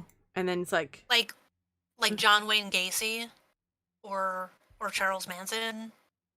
It's like one of them entertained kids as a clown. Oh, that was John Wayne Gacy. Oh, John Wayne Gacy. My mistake. Hey, Inner. But it's like entertaining children as a clown, depicting himself as just like a contractor and totally normal. And then like you find out and you're like, oh my god. Yeah, and then it's like, well, who else could be like this? Yeah, it's like, well, if this person was so good at just depicting themselves with this fake facade, and I mean a lot of people like that are absolute sociopaths, so they don't have a sense of guilt. That is So scary. psychologically, there's nothing driving them to not do it. That's true. I don't know. It's very interesting to me on like the psychology behind a lot of things and like what would motivate someone to do it or what could potentially make someone look the other way or think that it's okay or just accept it. Yeah. I don't know. I think that's one of the reasons I like writing creepypasta, because some of the things can genuinely be like inspired from real life, and it's like you can't make some of this stuff up. That's Like, oh my gosh, I have such a story. okay. If you'll allow. Oh no, go for it. Go for it. So, I swear this is like the weirdest thing. I could not make this up if I tried. And there's part of me which I will mark as a disclaimer. This is a really messed up story. But I actually thought to some extent there was a tiny bit of romanticism in there. Oh. That touched me in a very weird way. And most people do not agree with me on this. But okay, so back when tuberculosis was like a huge thing, there was a doctor. And I forget what his name was. I want to say it was like Kossel, Dr. Kossel. And he looked seriously like the stereotypical mad scientist, like gray hair, glasses. He absolutely became enamored with a girl who was only in her early 20s, who came down with tuberculosis. And he really tried to cure her, just couldn't do it. She ended up passing, and he was absolutely grief-stricken.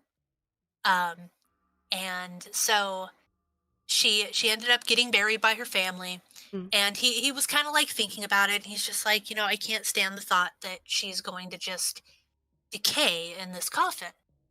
Like he still was absolutely enamored with her even after she was dead. And he's like, you know, and he went to the family and he's like, I want to pay to get your daughter put into a mausoleum. It's like, I can't stand the thought of her decaying in a box in the ground. I want to lift her up, construct a big, you know, building around her and just keep her at least preserved in a sealed container and everything so she can at least, you know, have some dignity. And they're just like, well, I don't see why not. Go ahead. So it gets built and people start noticing that he's spending time in the mausoleum that he built. Like every night. Oh. And they're just like, what the hell is happening? Like, why is he visiting her so much? And he goes there like every single time, over and over, and people start talking and they're like, this is getting kind of weird. Well, he just suddenly stops. Oh. And they're just like, what the heck? And so turns out that after a while, like he had been showing up at his house. He totally fell out of being a doctor, just abandoned it. He was like, nope, totally done. Just living at home as like this little hermit that would come home with like these weird preservatives and perfumes and stuff like that. Well, the family catches wind that some weird shit's been happening. And so the sister comes to him and demands to see her tomb.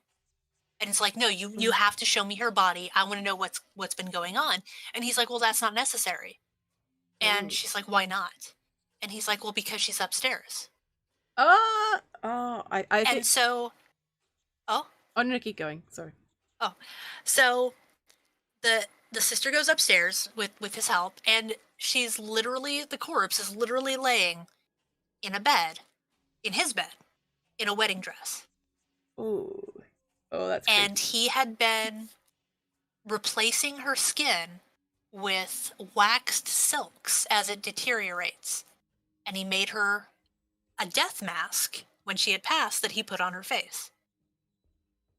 And essentially, he was keeping this body as his wife and treating it like a person. And this was indeed a fully decaying corpse wrapped in stuff. And so he can't be prosecuted because the statute of limitations back then had already passed, because he didn't kill her, he just desecrated a body. Yeah. But they essentially took it away. They're like, no, you're messed up. We're taking this body back. and they buried it in a place that, like, he had no idea where it was. It was secreted away so that he could never come back and dig her up. And he basically was left to his own accord. And no one really knew what happened to him.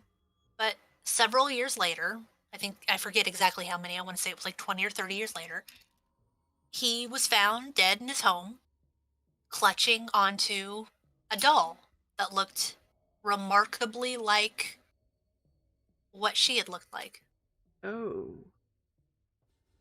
Even after he couldn't have her body anymore, he made a doll of her and died with it. Oh yeah, that oh.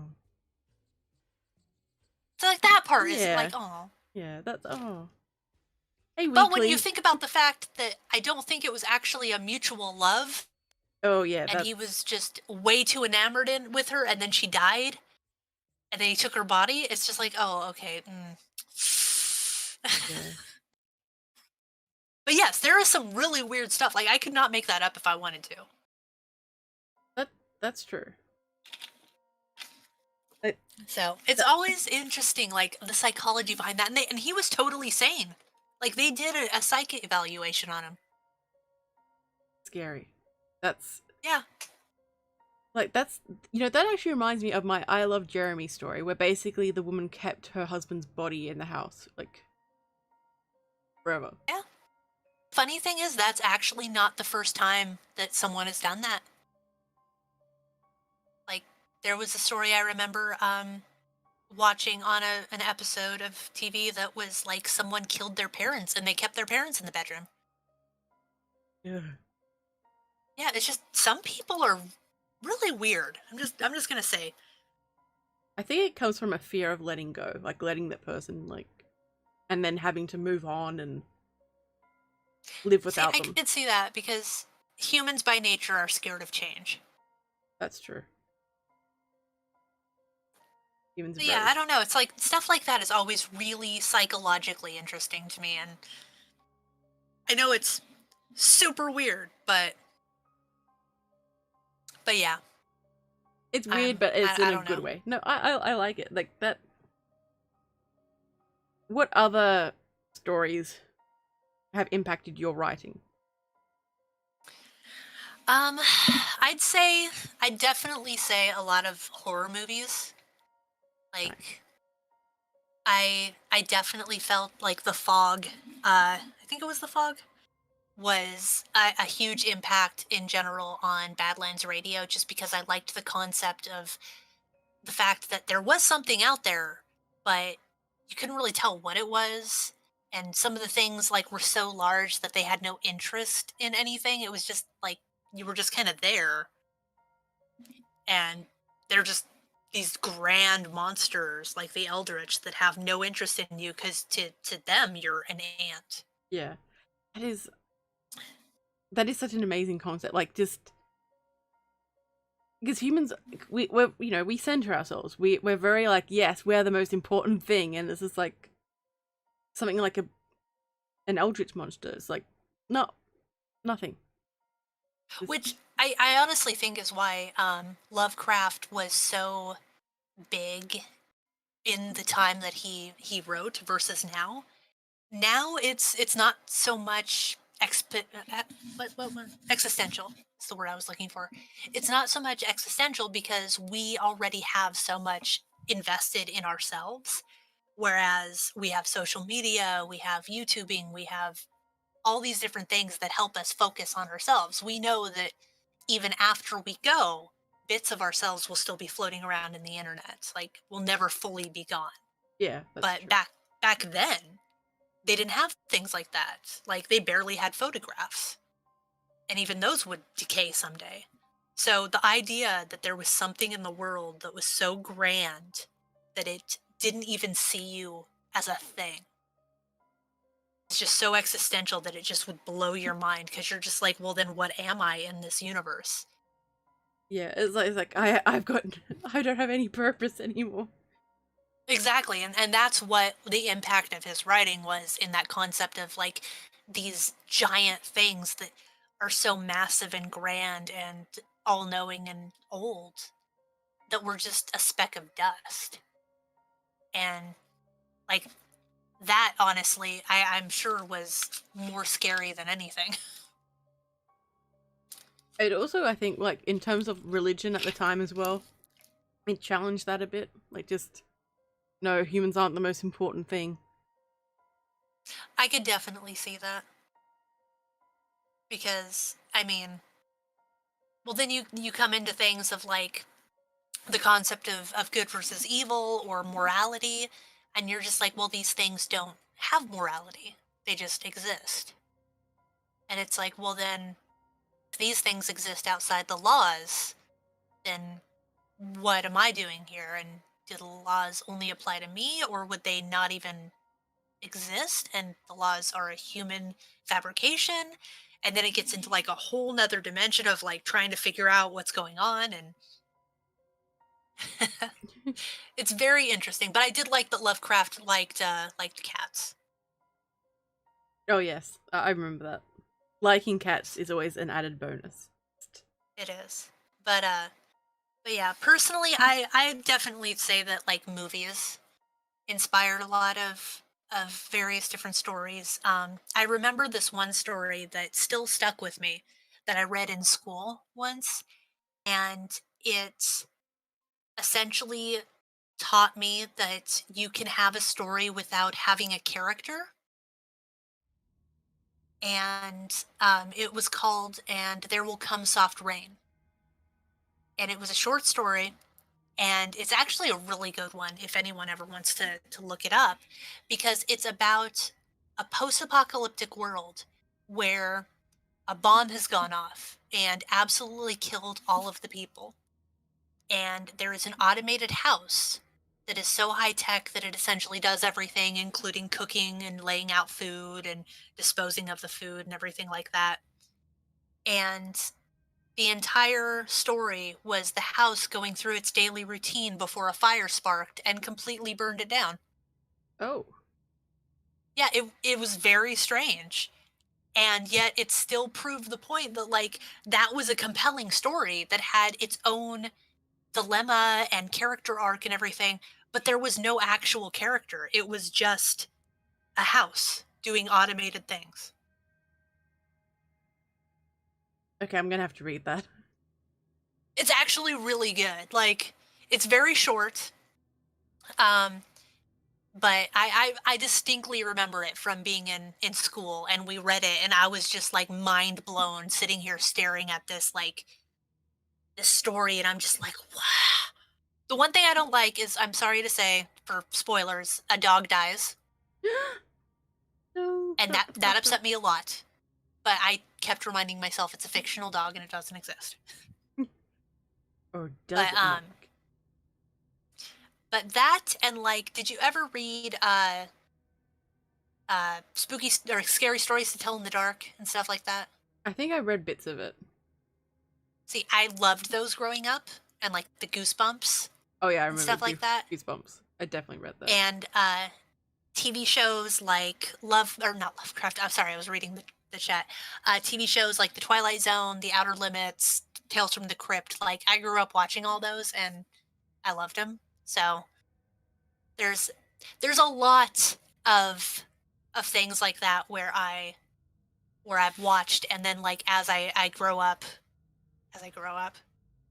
I'm watching the chat, and I'm trying to talk at the same time. It's messing me up. Yeah. As I write, I'll pull from those and be like, oh yeah, that was something that impacted me when I was young, and stuff like that. Or I'll see something in like the media, or I'll see something like in a piece of artwork or something. I'll be like, oh, that's a cool idea. Like, honestly, there's one I've been meaning to write that literally all it is it's about a tree that every so often I drive by, and it is like the creepiest, coolest looking tree in the middle of a field. And I'm just like, that looks like a hangman's tree. Ooh. I wonder if someone was hung on it. I was like, what if that tree just had like a person that would be hung there as a premonition of the next person to die or something, like stuff like that. Or like you let your imagination run away with you and you're like, oh, I want to write that. Please write more. Like, just seriously, just write more. Do it right now. I need to. I really do. I need to, because I really do enjoy writing, and the fact that I've never really been good at long stories, Mm. and the character arcs and mapping out all the different subplots that's always been my drawback. I have not been good at that whatsoever, which is why creepypastas are so easy for me, because I can have like this little like, oh, I like this concept, but it's not really a story because I haven't really made it into a story. It's just this idea, and I can just write the idea and write that playing out and then be like, all right, it's done. I like that. See, there's nothing wrong with short stories. I think short stories are popular for a reason, because sometimes you don't want to be that, you don't want it to drag on and on. You just want a short story. That is true. Short and sweet. I've always been better at short stories. I have a lot of respect for people that can seriously write like novels, because that is not my strong suit. But I really do like writing just creepy short stories. There's just something fun about it, and you can let your imagination go. And I have a habit of wanting to leave the ending open, because Ooh. I truly believe, like, and I've done this in a lot of them, like The Girl in the Mirror, the first one I ever did, I left the ending open because I feel like the unknown is a lot more scary than what could ever possibly happen. That's true. So, yeah, I usually will be like, okay, and then that's where it stops. Ooh. And then people will be like, well, what happened? It's like, I don't know. Plus, the reader could actually try to work out what happened for themselves, and in some cases, like put on the thing that they find the most scary as well. Exactly. It's like we are our own worst enemies in the fact of we know what we're scared of, we know what freaks us out, and we know what makes us tick. So when it comes down to it, it's like, well, what's the worst thing that could have happened to that character? Especially with short stories and creepypastas, we have a tendency to put ourselves into the story. A lot of them are done by the first person narrative. And I think that really is a good tool in the fact that you genuinely feel like you're like involved in the story, and then it's like, well, what could have happened? Like, what happened to me? And you genuinely feel driven. You're just like, what's the worst thing that could have happened? That's true. And even if there's like just no ending at all, like there's no resolution, like even if it's good or bad, a resolution is still a resolution. Like it is, like it's closure. It's comforting in a way. Also, hello Tanner. Glad to see that. Glad to hear that the Super Bowl is done in your head. But I actually did that with another one, which was a trick-or-treating one. And it was about a brother and sister, I think. And at the end, like, one of them, it insinuated one of them ended up in the oven. Oh, nice. But the first-person character that the story was coming from, the villain, which was this old lady they thought was a witch, just smiled at her. Ooh. And that was where it ended. Oh, I like that. I really like that. So it's like, you don't know if maybe the main character is now going to become a witch, or if it's going to be cooked afterwards. Like, you don't know what's going to happen. And I feel like leaving it open like that really draws on people's imaginations more than ever having a solid, concrete, resolute ending could. I like that. Like, it's also part of showing and not telling people what they like with the audience. Like, just you want them to make up their own minds. Yeah, this definitely. This is all making more sense in my I do head. love describing everyone. things. There's something way too fun about that. Like, do you like describing like gore and stuff, or just like uncertainty type feelings? I think that if I had a preference, it would be the uncertain or the eerie. But I can describe gore. It's just I'm usually very I don't know, reserved, just because I know some people get easily triggered by that. Oh yeah, that's true. So while I usually won't, like, because I'm not huge in in like the like Hostel and Saw and movies where it's just like gore for the sake of being gore to the point like you're trying to get the person to throw up. Yeah. Like, I don't really like those. So usually the ones that I write are like feelings or like something really weird. Like if I was to do gore, it would probably be like the sound or the texture, or the temperature of the Yeah. blood as the character interacted with it, or something that isn't necessarily like, oh, her stomach split open and all of her entrails fell out with like a wet plop. It would be like, he could feel something slick and warm against his fingertips, Ooh, yeah. something like that. Yeah, see, I like Because that. yeah, I like the visceral feeling of it more than the demonstration of it, because it kind of treats the reader like they're intelligent, Yeah. I guess. Yeah. Where it's like they know what it is that person's feeling. Like they're just like, wait a minute, I know what this is. Whereas if it's just like, oh yeah, her stomach plopped onto the ground, they're just like, oh. Yeah, it's like oh, but it tells you too much. It's like oh, okay, that's just all right. Yeah, it's always like, oh, that's gross. Yeah, I think like with gore and death and things, like you need to be careful with it. Like I'm gonna use Game of Thrones as an example because that's the first one that comes to mind. But like so many characters died that you just stop caring. Mm-hmm. It's like oh, so and so died. Oh no.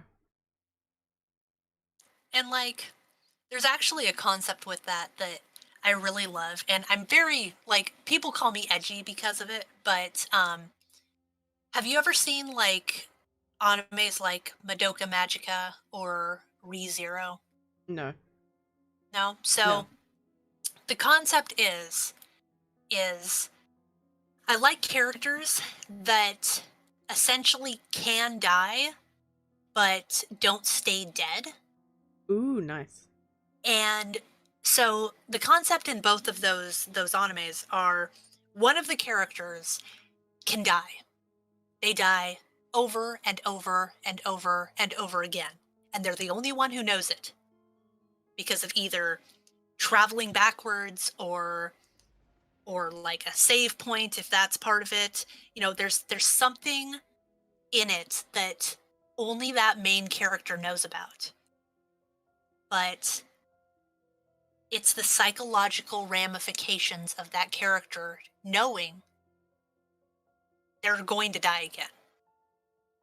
Ooh. And they have to keep changing things to try to fix everything before they do. So it's almost like Happy Death Day, only not stupid. So like, for example, in Madoka Magica, there is a girl who her name's Homura, and she has the ability to rewind time, more or less. And she is trying to save one of her friends. Oh yeah, like Groundhog Day, but with death. She's trying to save one of her friends, and she knows all this stuff that, like, oh, this person's evil, and this is how this person dies, and stuff like that. And they have to keep going back because they keep failing. And each time they fail and go back, they get better at doing it. So this person absolutely has like no emotion anymore because they are so mentally exhausted from having to watch their friends die over and over and over. That'll be That exhausting. yeah, right? You'd end up just pushing them away. Pretty much. And like it's a real interesting psychological niche, because there's games that have played with this, and like one of the video games that played with this was Undertale, where if you as the player reset, some of the characters knew you reset.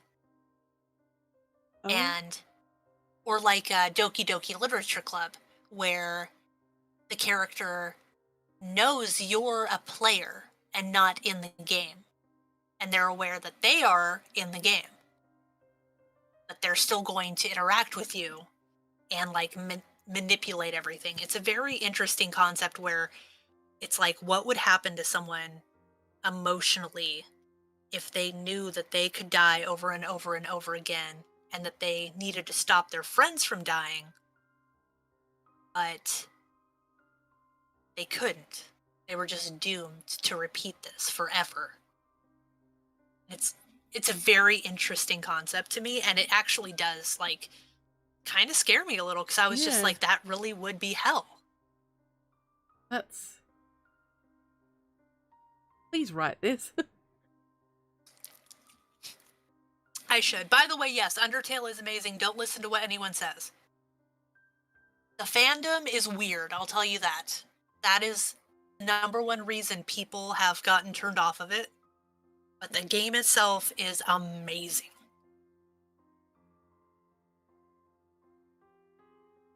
I have yet to But play. yes, it does break the fourth wall, which I love. Nice.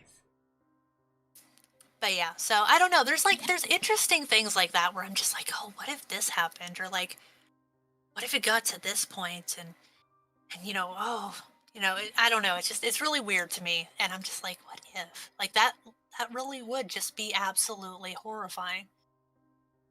Just like stuck in a limbo, just... Yeah. But I love it either way, so. You're like, I love it.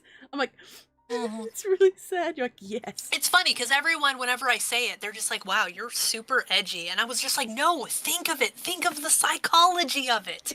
I was like, she has to save her over and over and over again, and every time she fails. I was like, how could you not go insane? But yeah. I don't know. I have a very interesting, like, dark sense of fascination with things. And so, like, that piques my interest. I'm just like, they know. She knows she's going to die. She knows it's going to happen. She's still trying. It's so tragic, and I love it. You're like, yes, give me your suffering. Yeah, exactly. It's like, it's delicious. I like how you're saying this, and your avatar is so just damn adorable too. It's like, yes, give me your suffering. Give me. Yes, Doki Doki Literature Club is also amazing. I would suggest going into Doki Doki as blind as possible, even though I think that's almost impossible by now. It's a slow boil, though. You will spend about 2 hours before something gets kind of weird. And then once it does, it's immediately weird. Ooh. But, so you pretty much spend 2 hours waiting for the other shoe to drop. And then once it does, you're just like, oh. But there's a reason I like Monica. Monica is an amazing character. As is Sans. Sans is an amazing character. Does anyone have any more questions for... Oh, wait. Synergy says, have you ever played Lisa the Painful? Lisa the Painful? I have not. Is it one you would recommend? Because I always like taking recommendations for games. What is the... Okay, what is one game that you always come back to? Oh. Shoot. So... I'd probably say BioShock is one of my top all-time games. Just because it really does embody the whole fallen dystopia, and everything's dilapidated and falling apart, and it was something that was just like really great. It could have been amazing. The guy who built it was like, you know what, we want to create a world that's given to the people who work for it. We want to make this utopia, and it's going to be awesome. And humanity happens. I mean, it happens everywhere, and it just falls apart because people do what people do, and everything just turns into crap. And so you're there, and you're in this like falling apart, sad wreckage of what this wonderful society was. And there's something so sad about it and so amazing. And it's just like, this is by far the best like world building that I feel like I can find in a game. So Nice. I have it. I Bioshock still 1 haven't is by played. far the best. Oh, you should. You must. I'm pretty sure Weekly I has made said a- the same thing. Like, what? You haven't played yet? Yeah, I made a deal with my friend because essentially, like, he had never played Bioshock. And I'm just like, what is wrong with you? You have to at least play the first one. Don't play Infinite. Don't play Infinite. No. That's not Bioshock in my book. Lucid have to- Lupus. Sorry. Yes. Play the first one, and he was like, well, have you played Fallout New Vegas? And I was like, well, no, I played Fallout 1 and 2, and I played Fallout 4, and briefly 76, and immediately regretted it. And he was like, oh, well, no, you have to play Fallout New Vegas. I'm like, okay, I'll play Fallout New Vegas if you play Bioshock. And I admit I played Fallout New Vegas, and it's pretty good. But it's no Bioshock. And I'm like, it's cool, because you can go around, you can do all this cool stuff in Fallout New Vegas, but I'm definitely not a fan of Fallout over Bioshock, although I do like the whole dystopian retro future that Fallout encompasses.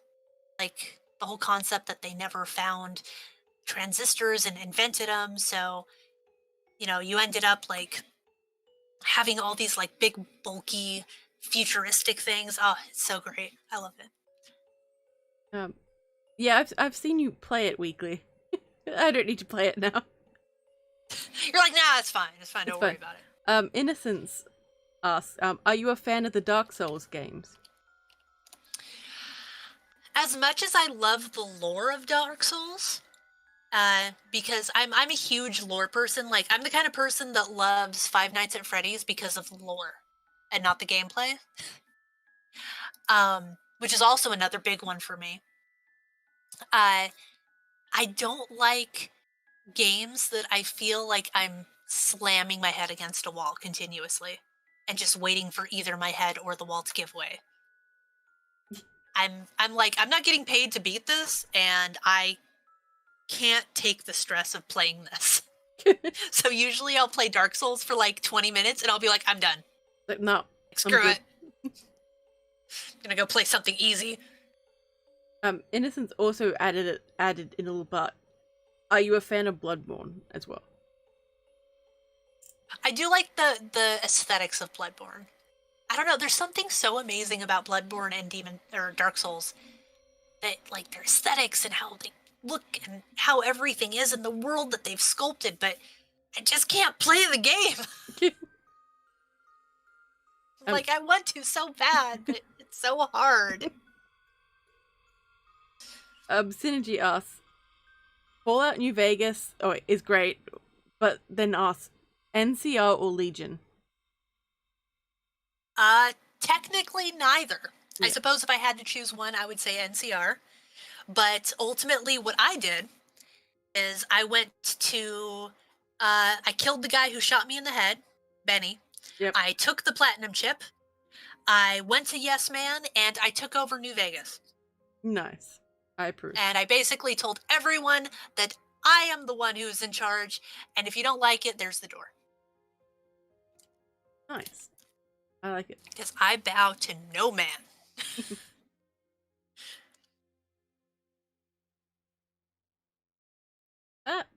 I hate how the chat does this thing where it'll lag a bit and then it suddenly just goes, whew. Oh yeah, it sputters. It's Yeah. like, no, I can't read that fast. Okay, good night, September. Thanks for coming. Night.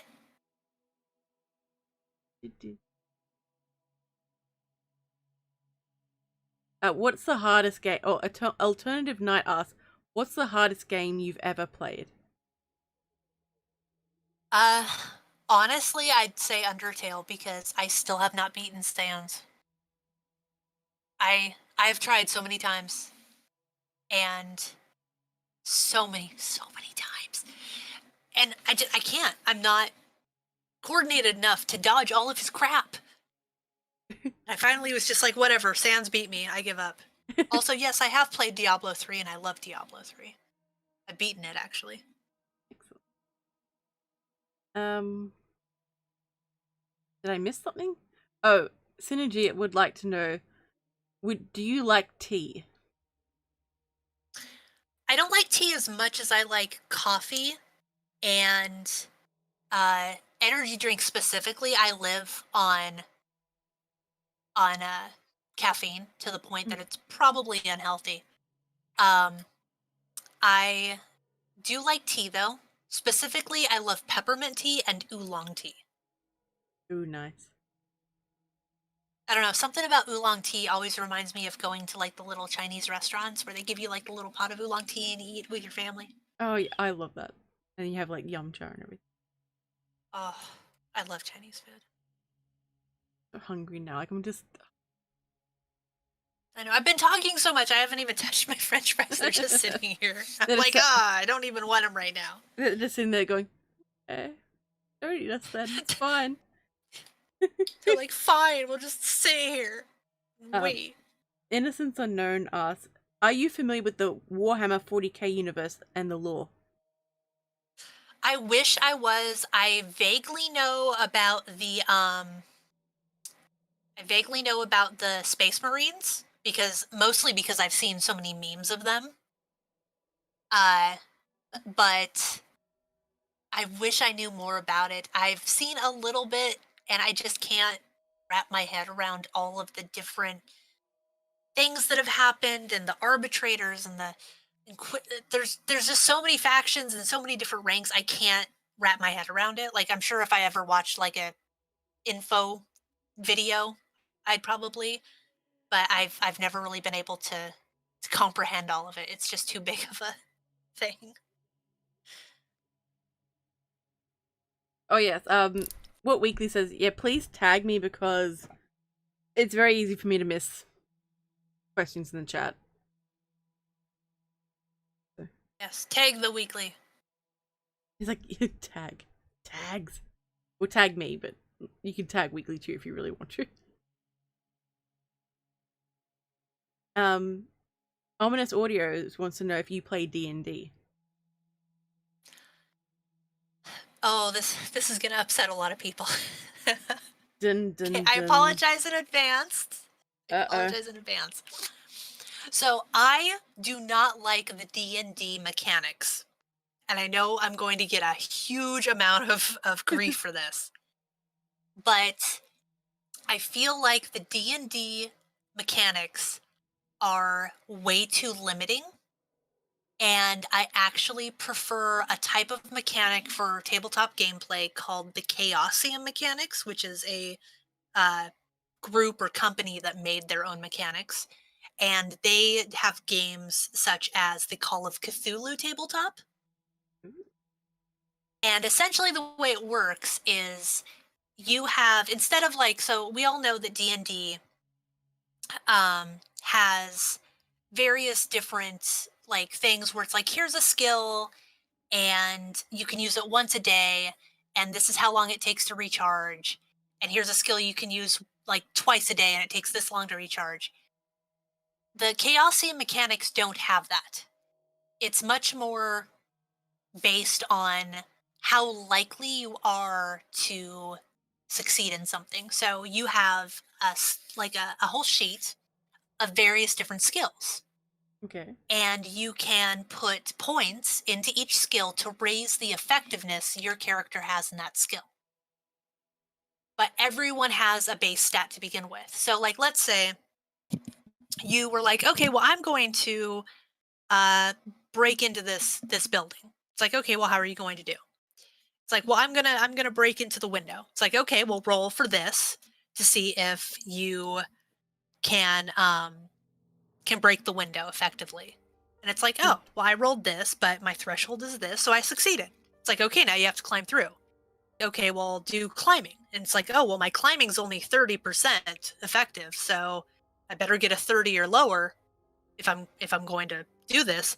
And you end up rolling and you're like, well, crap.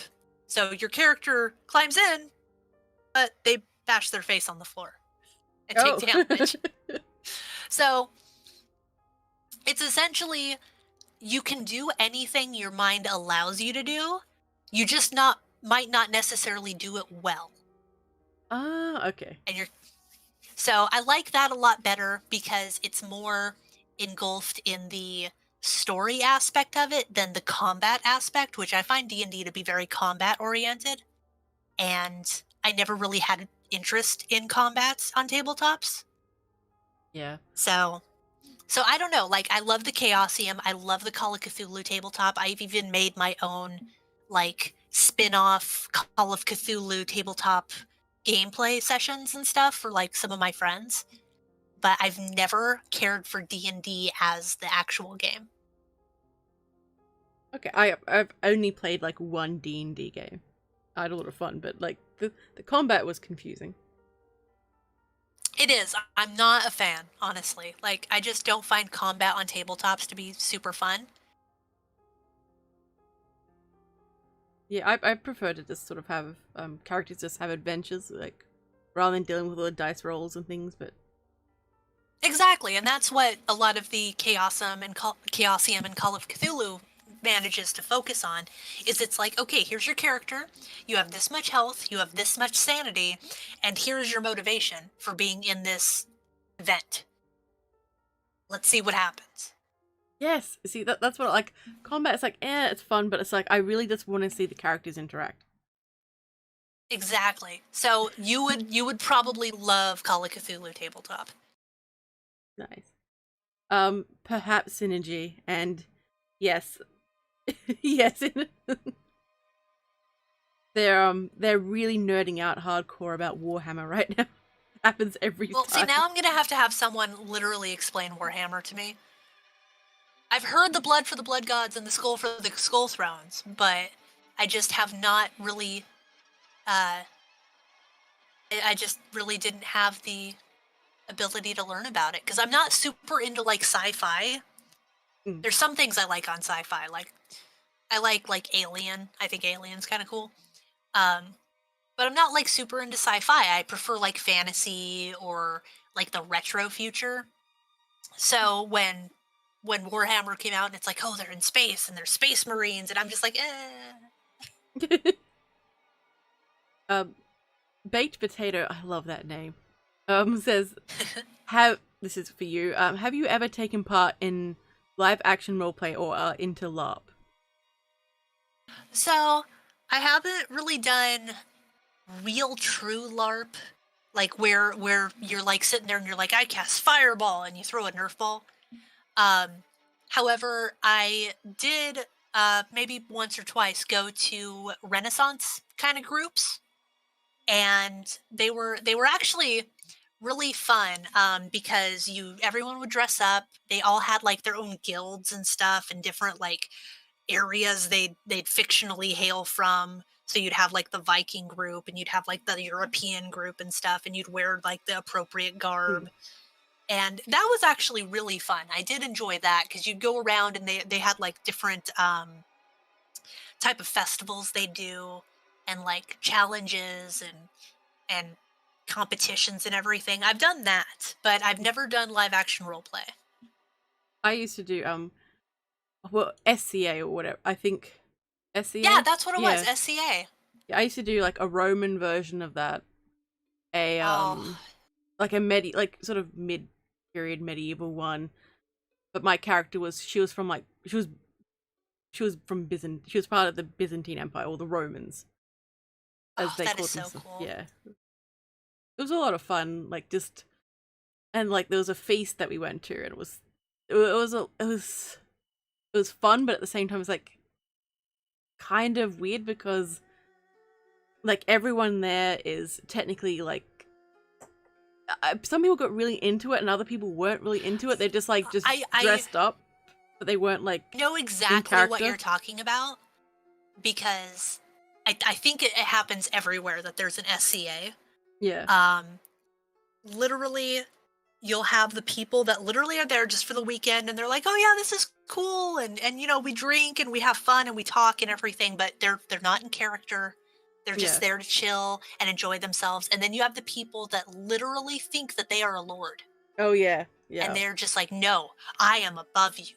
You will bow to me. I am in charge of this land. Like, and you're just like, dude, you work at like a 7-Eleven. You need to calm down. Yeah, it's like it's different if they actually come out and say like right away, like, okay, look guys, we're going to be in character for this whole thing. That's different. But like when it's like just you just hanging out, it's like, dude, no, just stop. Just stop. Yeah, there are some people that let it go way to their head and they get like way into what they're doing, and you're just like, you kind of need to calm down, please. But it's actually really interesting, and I like how there's different groups, and I've met some people that make like the best mead Really? at SCA events. But yeah, there's some like weird things that happen there, and there's some people that embrace it a little bit too much, and they're just like, oh, I'm a lord, and while you're here, you will treat me as I am your better, and I'm just like, I'm not treating you as a better. Yeah, it's like, what? No. I had someone come up, like, because, like, obviously, like, I didn't have time to, like, hand sew, like, my dress, sort of a thing, and they came up, and, like, they turned over, like, just look at the hem, and they said, this was done by a machine. I'm like, yeah, it was. Like, it's like, I have things to do. Like, who the hell are you? Well, yeah, and not only that, like seriously, if you're sitting there and you're like, so what if you get like a store-bought dress? Like they make medieval style store-bought dresses, and someone's like, you didn't loom this fabric yourself, and it's like, I have a fucking job. Yeah, it's like, what do you do? It's like, it's not that serious. It's just, and yeah, a weekly, weekly said, lady, wait, is Silver telling me I'm not a real life warlock? Weekly, I have news for you. I'm sorry, and it's all bad. You're not a real life warlock. Also, yes, mead is delicious, but it depends on the proof. I've had very, very many types of mead. The lighter meads with the lesser alcohol content are delicious. The ones that are like literally so thick and hard liquor that they're syrup are very overpowering, and I would not suggest them. Ooh.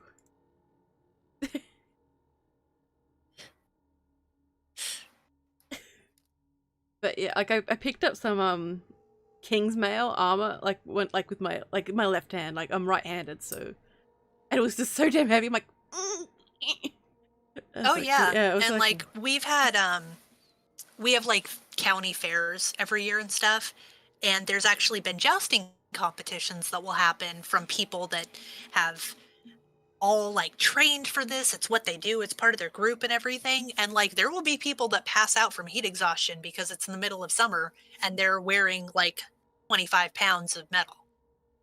Oh yeah, I've seen that too, because it's usually done in Australian summer. I'm like, it's like, oh, why would you do that? Yeah, it's like, ooh, this is gonna end badly. But yeah, like, and it's supposed to be that funnel web spiders will go in people's armor and everything. Like it was just, yeah. Oh. I'm like, that's just horrible. That is actually a legitimate scary thing to me. To think of something climbing around between your skin and something you can't reach through. Like, because like think about it, like if it's like a shirt or something, you can just slap it and like squish it through your fabric. But if it's like a plate mail, you can't. Yep. I don't know. There's something I like about that, but I hate about that. Like that's messed up. Like ooh. It's like it's there, and you're just like, oh, but I can't reach it. Oh, it's gonna bite me.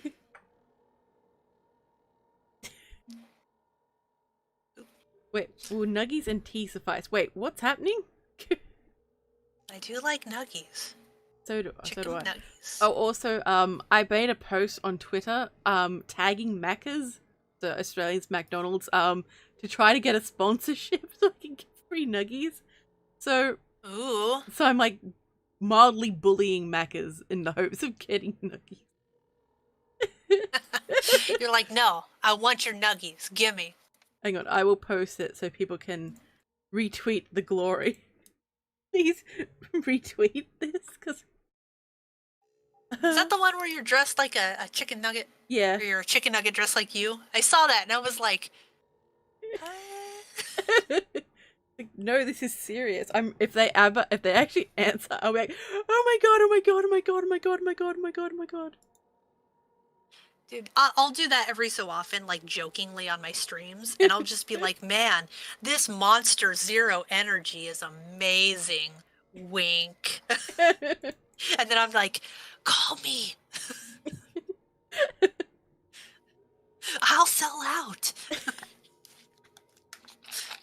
Yeah, they're pretty scary, baked potato. I love that name, baked potato. I can't get over it. I love potatoes. I do love potatoes. So many amazing things you can do with potatoes. Synergy asks, do you want to learn about Warhammer? I do in the future. Probably not right now.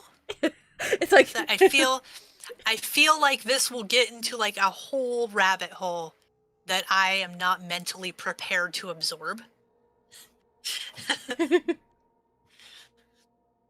Because for the record, I have like one of the worst memories as far as like remembering things that have happened. So I can remember stupid stories till I'm blue in the face. But literally someone will tell me something. And then the next day they'll come back and they'll be like, yeah, so what about this? And I'm like, what are you talking about? And they're like, don't you remember? And I was like, no, what? What? And they're like, I told you yesterday. And I'm like, I don't remember anything. It's like, what did you tell me? I don't. Yeah, I forget things too. It's just... Yeah, it's really bad. I don't know if you've ever done it, but I've done it. I will record a video and then go back to edit it. And as I'm editing it, I'll be surprised by the things I say because I literally do not remember saying them. I get like that when I watch my old videos. Like I'm like, oh, it's fine. It's fine. I'm like, oh, ooh, oh no, oh. It's like, when did I say that and why? Yeah, it's like, oh, that doesn't make sense. Oh, okay, past me. You're clearly doing your thing. That's okay. You're like, well, that's done and out there forever. It's like, yeah. There's a lot of times I've done that where I'm just like, what was I thinking? Or just like, if you've ever had those moments where you're like laying awake in bed and you're trying to fall asleep and then your brain's just like, hey, remember that thing you did in 4th grade that was really embarrassing? Oh yeah, it's like, and you're just like, oh no, please, no, stop. And it's like, why can I remember that? And it's just like replaying in your head, like, woo. You're like, oh, I never should have done it. Why did I do that? And there's absolutely nothing you can do to go back in time to fix it. Like no, there's a good chance no one else cares. Chances are you are the only person who remembers it. Because obviously, if someone else saw you do it, they don't care because it was in 4th grade.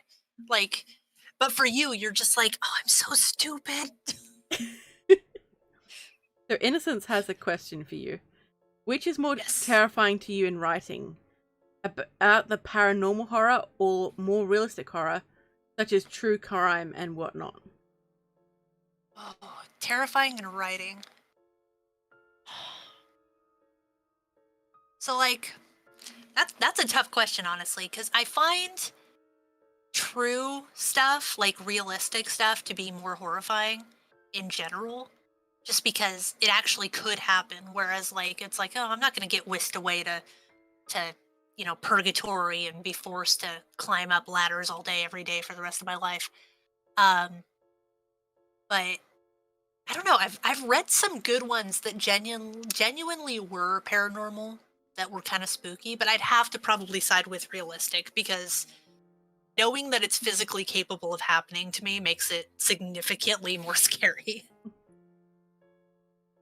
This is a video idea that Baked Potato put forward. Reaction to your old videos. Oh, I like that. That would be so cringe. Oh. You're just gonna be like, oh no, oh no. It's because I remember like, how why? I used to remember how I used to edit my audio. I would just like put music on and hope like no one can hear all the faults. You're like, don't worry about it. I don't have to clean that up. It's fine. Like, it's fine. And I used like a thing to like a reverb type thing on my entire voice because I was still really self-conscious about it. And I was like, why did you do this? Why does it sound like I'm in a cave? It's like, I don't know, I just want to go back in time and be like, so about that video. Be like, all of the ones pre this year do not exist. Yeah, it's like, people go back and, hey, what about that early video? It's like, don't worry about it, it's fine. It's fine. It's like, it's okay, no one probably is watching those videos anyway. I hope not. Although I have had videos that, like, for some reason or another, have, like, an unusual high amount of views. Like, there must be something in that video that people, like, really like. Like Corpse Party Oh, has yeah. some weird niche things that I don't get, and I'm not into, but apparently someone does. So, like, literally one video in my Corpse Party series has, like, a ridiculous amount of views. And I'm just like, why do they keep going back to it? And then I, like, watch it, and I'm just like, oh, it's so bad quality. It's like, I don't know, like, I've got a succubus video, and people love that. Not the one I had with, Lizard Queen. That one's amazing. It's some of my best work, if I may. Please don't, Weekly, god damn you! Oh, no! Oh, I'm being bullied by my mod again. What was I going on about? Oh yeah, but like, just because it's got a succubus in it, people are like, yes, this is great. I'm like, can you like look at my better stuff? No? It's like, can this just not exist anymore? Like, can you acknowledge me for right now? Yeah, it's like, someone has, a couple people have gone back and said, wow, you've improved so much, or something like that. I'm like, how bad was I before? You're like, I'm flattered, but at the same time, why? Why did I do this to myself? That is one weird thing about being a YouTuber, is you can essentially go back and see things that you did before, and you're just like, man, I can literally watch myself grow up. Yeah, but like, it was only, wait, let's have a look. It was only like a year ago. For now. Yeah, that's Wait true. until it's been like 5 years and you're just like, I was so young and naive. And all those videos are like, what happened to this? Don't worry about it. Don't worry, don't look. No, don't worry. No, it's fine. These are all archived. Everything more than 6 months archived. Weekly, goddamn you. Oh, I'm so embarrassed right now. I'm just like,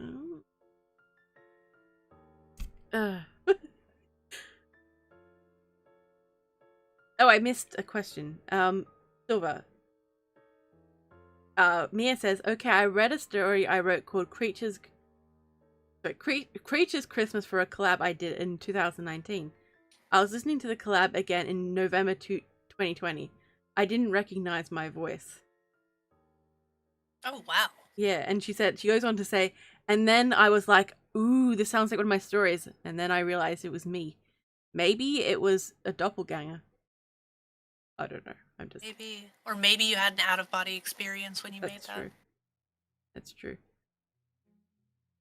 You were called Silver Nord at one point? Or no, Silver Maud. I was. Originally, back in 2014, when we started the channel, it was a Let's Play channel for me and my friend. And my name at the time was Silva Mord, and his was Bear. And that lasted for a couple years until he went on to do other stuff, and I was like, well, guess it's just me now. And then after a while, I was like, I don't want to be Silva Mord anymore. Wait, Weekly, what was your question? I just don't know, he's just randomly yelling at me. It's a fine, Weekly, goddamn. Isn't that what mods do? Yeah, he yells at me all the time. He's like, like if I say the wrong thing or something, he'll be like in my DMs, oh yeah, I'll see like a little notification. I'm like, oh no, and I look and he's like, don't do this. What'd you do that for? Don't engage with the trolls. Yes, my original channel name was Quits Gaming. Ah, okay.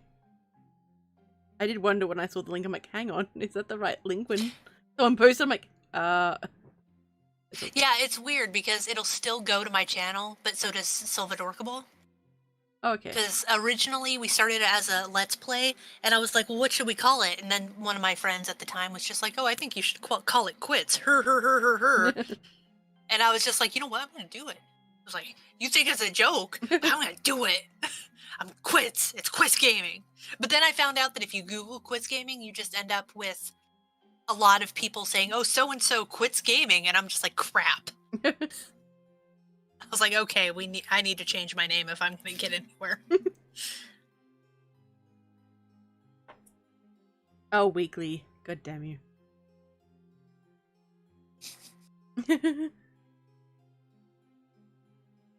No, in all fairness, my mods do a wonderful job. They help out a lot.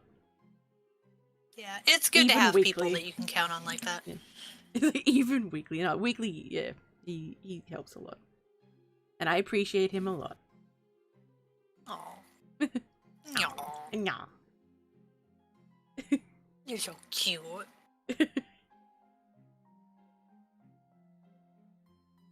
Ask the question. Wait, what question? Weekly, what question do you want me to ask? I can't find it.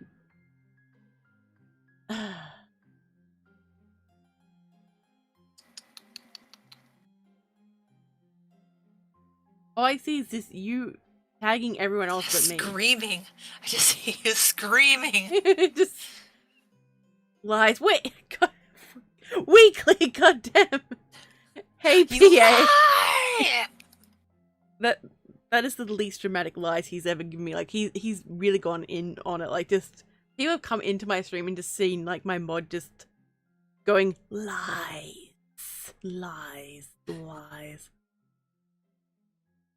Wait, what question? I'm literally looking and I don't see a question. I think Weekly is just being cheeky again. I'm on to you. I'm on to you and your wicked schemes. Mm-hmm.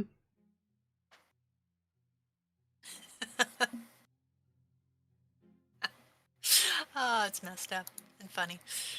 Oh, he said send it to me on Discord. I think there we go. Oh, yeah. okay. He said, "Does Silva remember who I am? Is that why she never responds to my messages?" Send messages. Messages where? I imagine on Twitter. I don't know. Weekly just loves to like.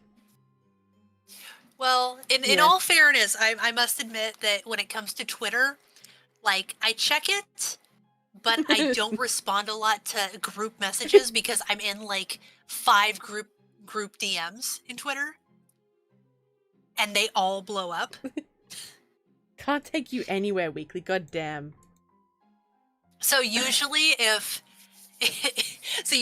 you're messaging me on Twitter and it's a group chat, I usually don't check it because I'm really bad at that. So that's probably why.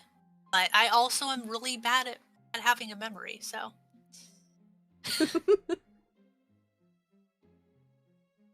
I also do the same thing in group chats for Discord, though. Usually if I'm like in a group DM, I'll just be like, okay, we're just gonna mute this for tonight because I need to sleep, and then I totally forget to unmute it, and the next thing I know, it's been like a week, and there's 156 messages, and I'm just like, I'm not coming back. I do have an Instagram, too. I never really message on it, though. It's usually just for posting stuff. Mm-hmm. Yeah, I get really into like just posting my stuff and like, okay, I'm done. Yeah, see, I'm the same way, and I need to get into Reddit because I know it's like a really good tool, but It is. It really is. I never get there. Weekly, goddamn. Yes, baked potato. Weekly he's an interesting fellow. Goddamn. But yeah, it's the same thing with Facebook, because I have a Facebook, like, I have a bunch of social media accounts, just for the sake of having them, but then when it goes to, like, actually doing something on them, or checking them, or anything like that, it's like, It's like, I don't know if I want to do that. That's too much effort. It's like, I'll go on Facebook, like, once every 6 months, and it's like, oh, you have 3 missed messages. I'm like, oh, crap. These are from last year. It's like, Do I really wanna? Yeah, Oh I my have a God, tendency Weekly. to mostly stick to Discord for communication. So if anyone is wanting to communicate with me, like for commissions or anything like that, you are the most successful on Discord. Okay, so contact Silver on Discord for anything. Or I even have my own server. You can go there and literally everyone will help Do you. you have a link that we could post to your I server? do. Let me find it. Okay. And Weekly wants me to tell you how salty he is. Are you happy now, Weekly? Like, how salty are we talking? Like potato chip salty or like Atlantic Sea salty? I don't know. Like the salty tears of an angry widow? Oh, God damn it, Weekly. Alright.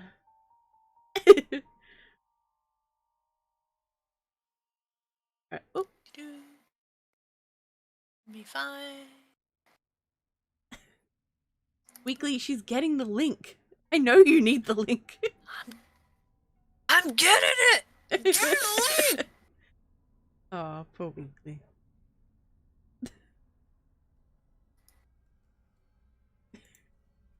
It's difficult because I have to go into my freaking channel and find it. You just go to the you click on the little upside down arrow and then it has like an invite. There we go. Yeah, there we go. Boop. There we go. Yay! Thank you.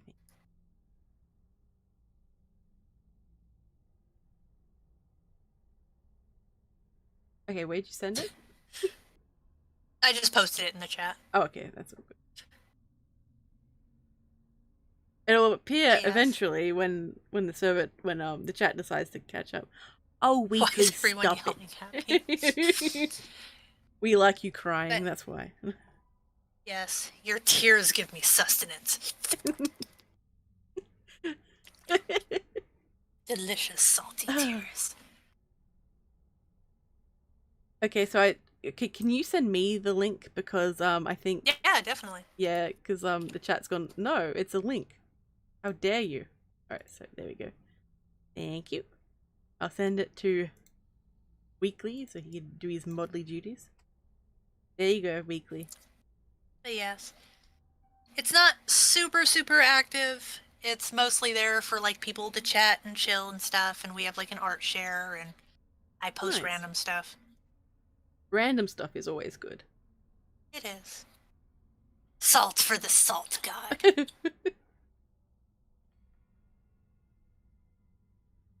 We are the higher council. Yes, yes. I don't think you understand. It doesn't get any higher than us. This is the highest of the high council.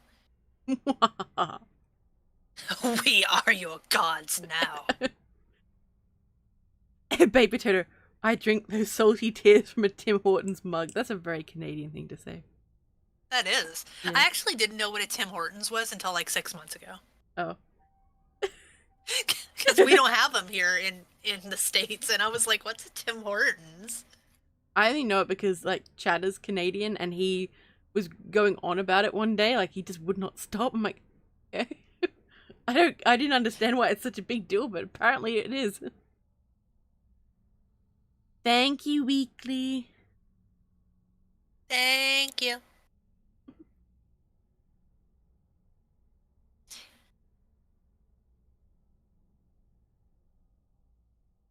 Your tears are all the payment that I need. Ooh, nice. Ooh. Ooh. Oh my.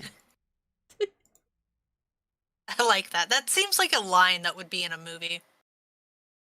There should be. Apparently there Wait. is one in the States. Really? Where? Because there isn't one near me, like, not that I know of.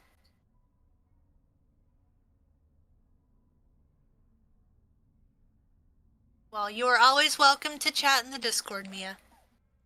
Yay. Chatting is always lots of fun. Yes, I always like it. It's nice to chill and catch up. It is. It's nice, particularly like when everyone's just, hanging out and having a good time. Like, yay! Pretty much.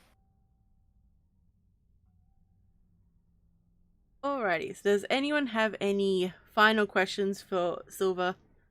Because we have been on for nearly 3 hours now.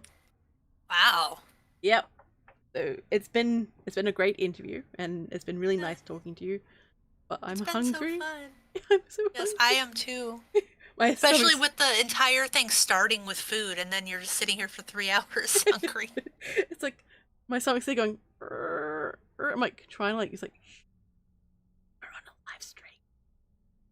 We'll eat. I promise. It's like Soon. It's like soon you'll devour them all. You will have your sustenance. We just hear like stroking our stomachs, going, yes, hungry. Good. Weekly, Do it. Weekly said, link to said Discord, but know that I was forced into sharing this, not because I wanted to. God damn, Weekly. Wow. Oh, he gets salty sometimes. A little salt mine. Thanks for coming. Thank you for coming, Mama. Thank you for coming, Silva's mom. It's nice seeing you again. But yes, I wanted to thank everyone else. I've had so much fun. I'm happy you had fun. And I did. you are always welcome to come back on again sometime if you would like. Yay. Yay! Definitely. It's always funny because right before these things, I always get like super anxious and I'm just like, oh, what am I going to talk about? What if I say something stupid? And then once I start talking, it's impossible to get me to shut up. Yeah, but I like that though. Like, you know, you're very chatty and engaged. Like, you didn't have to be like, talk. Come on. Come on. Come on. Do it. Do the thing. It's like, Do it. we want to know all about you. We want all your secrets, damn it. Well, you can't have secrets, but you can have stories. That's still good. That's still good. So many stories. Okay, so I'm just gonna wait just a little bit longer. I can't see any new questions. Oh, thanks, Baked Potato. Welcome, my little spookling to the channel. It gets weird here. Oh yes. Oh, thanks, That's Weekly. amazing. Weekly is posting links to your stuff. So if you haven't Aw, subscribed to Silva yet, please do so. thank you, support- darling. And support her on Patreon.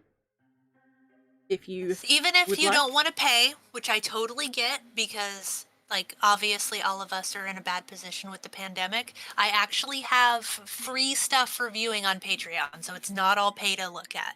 Ooh, nice. I kind of use it more as a portfolio than anything. That's a really good idea.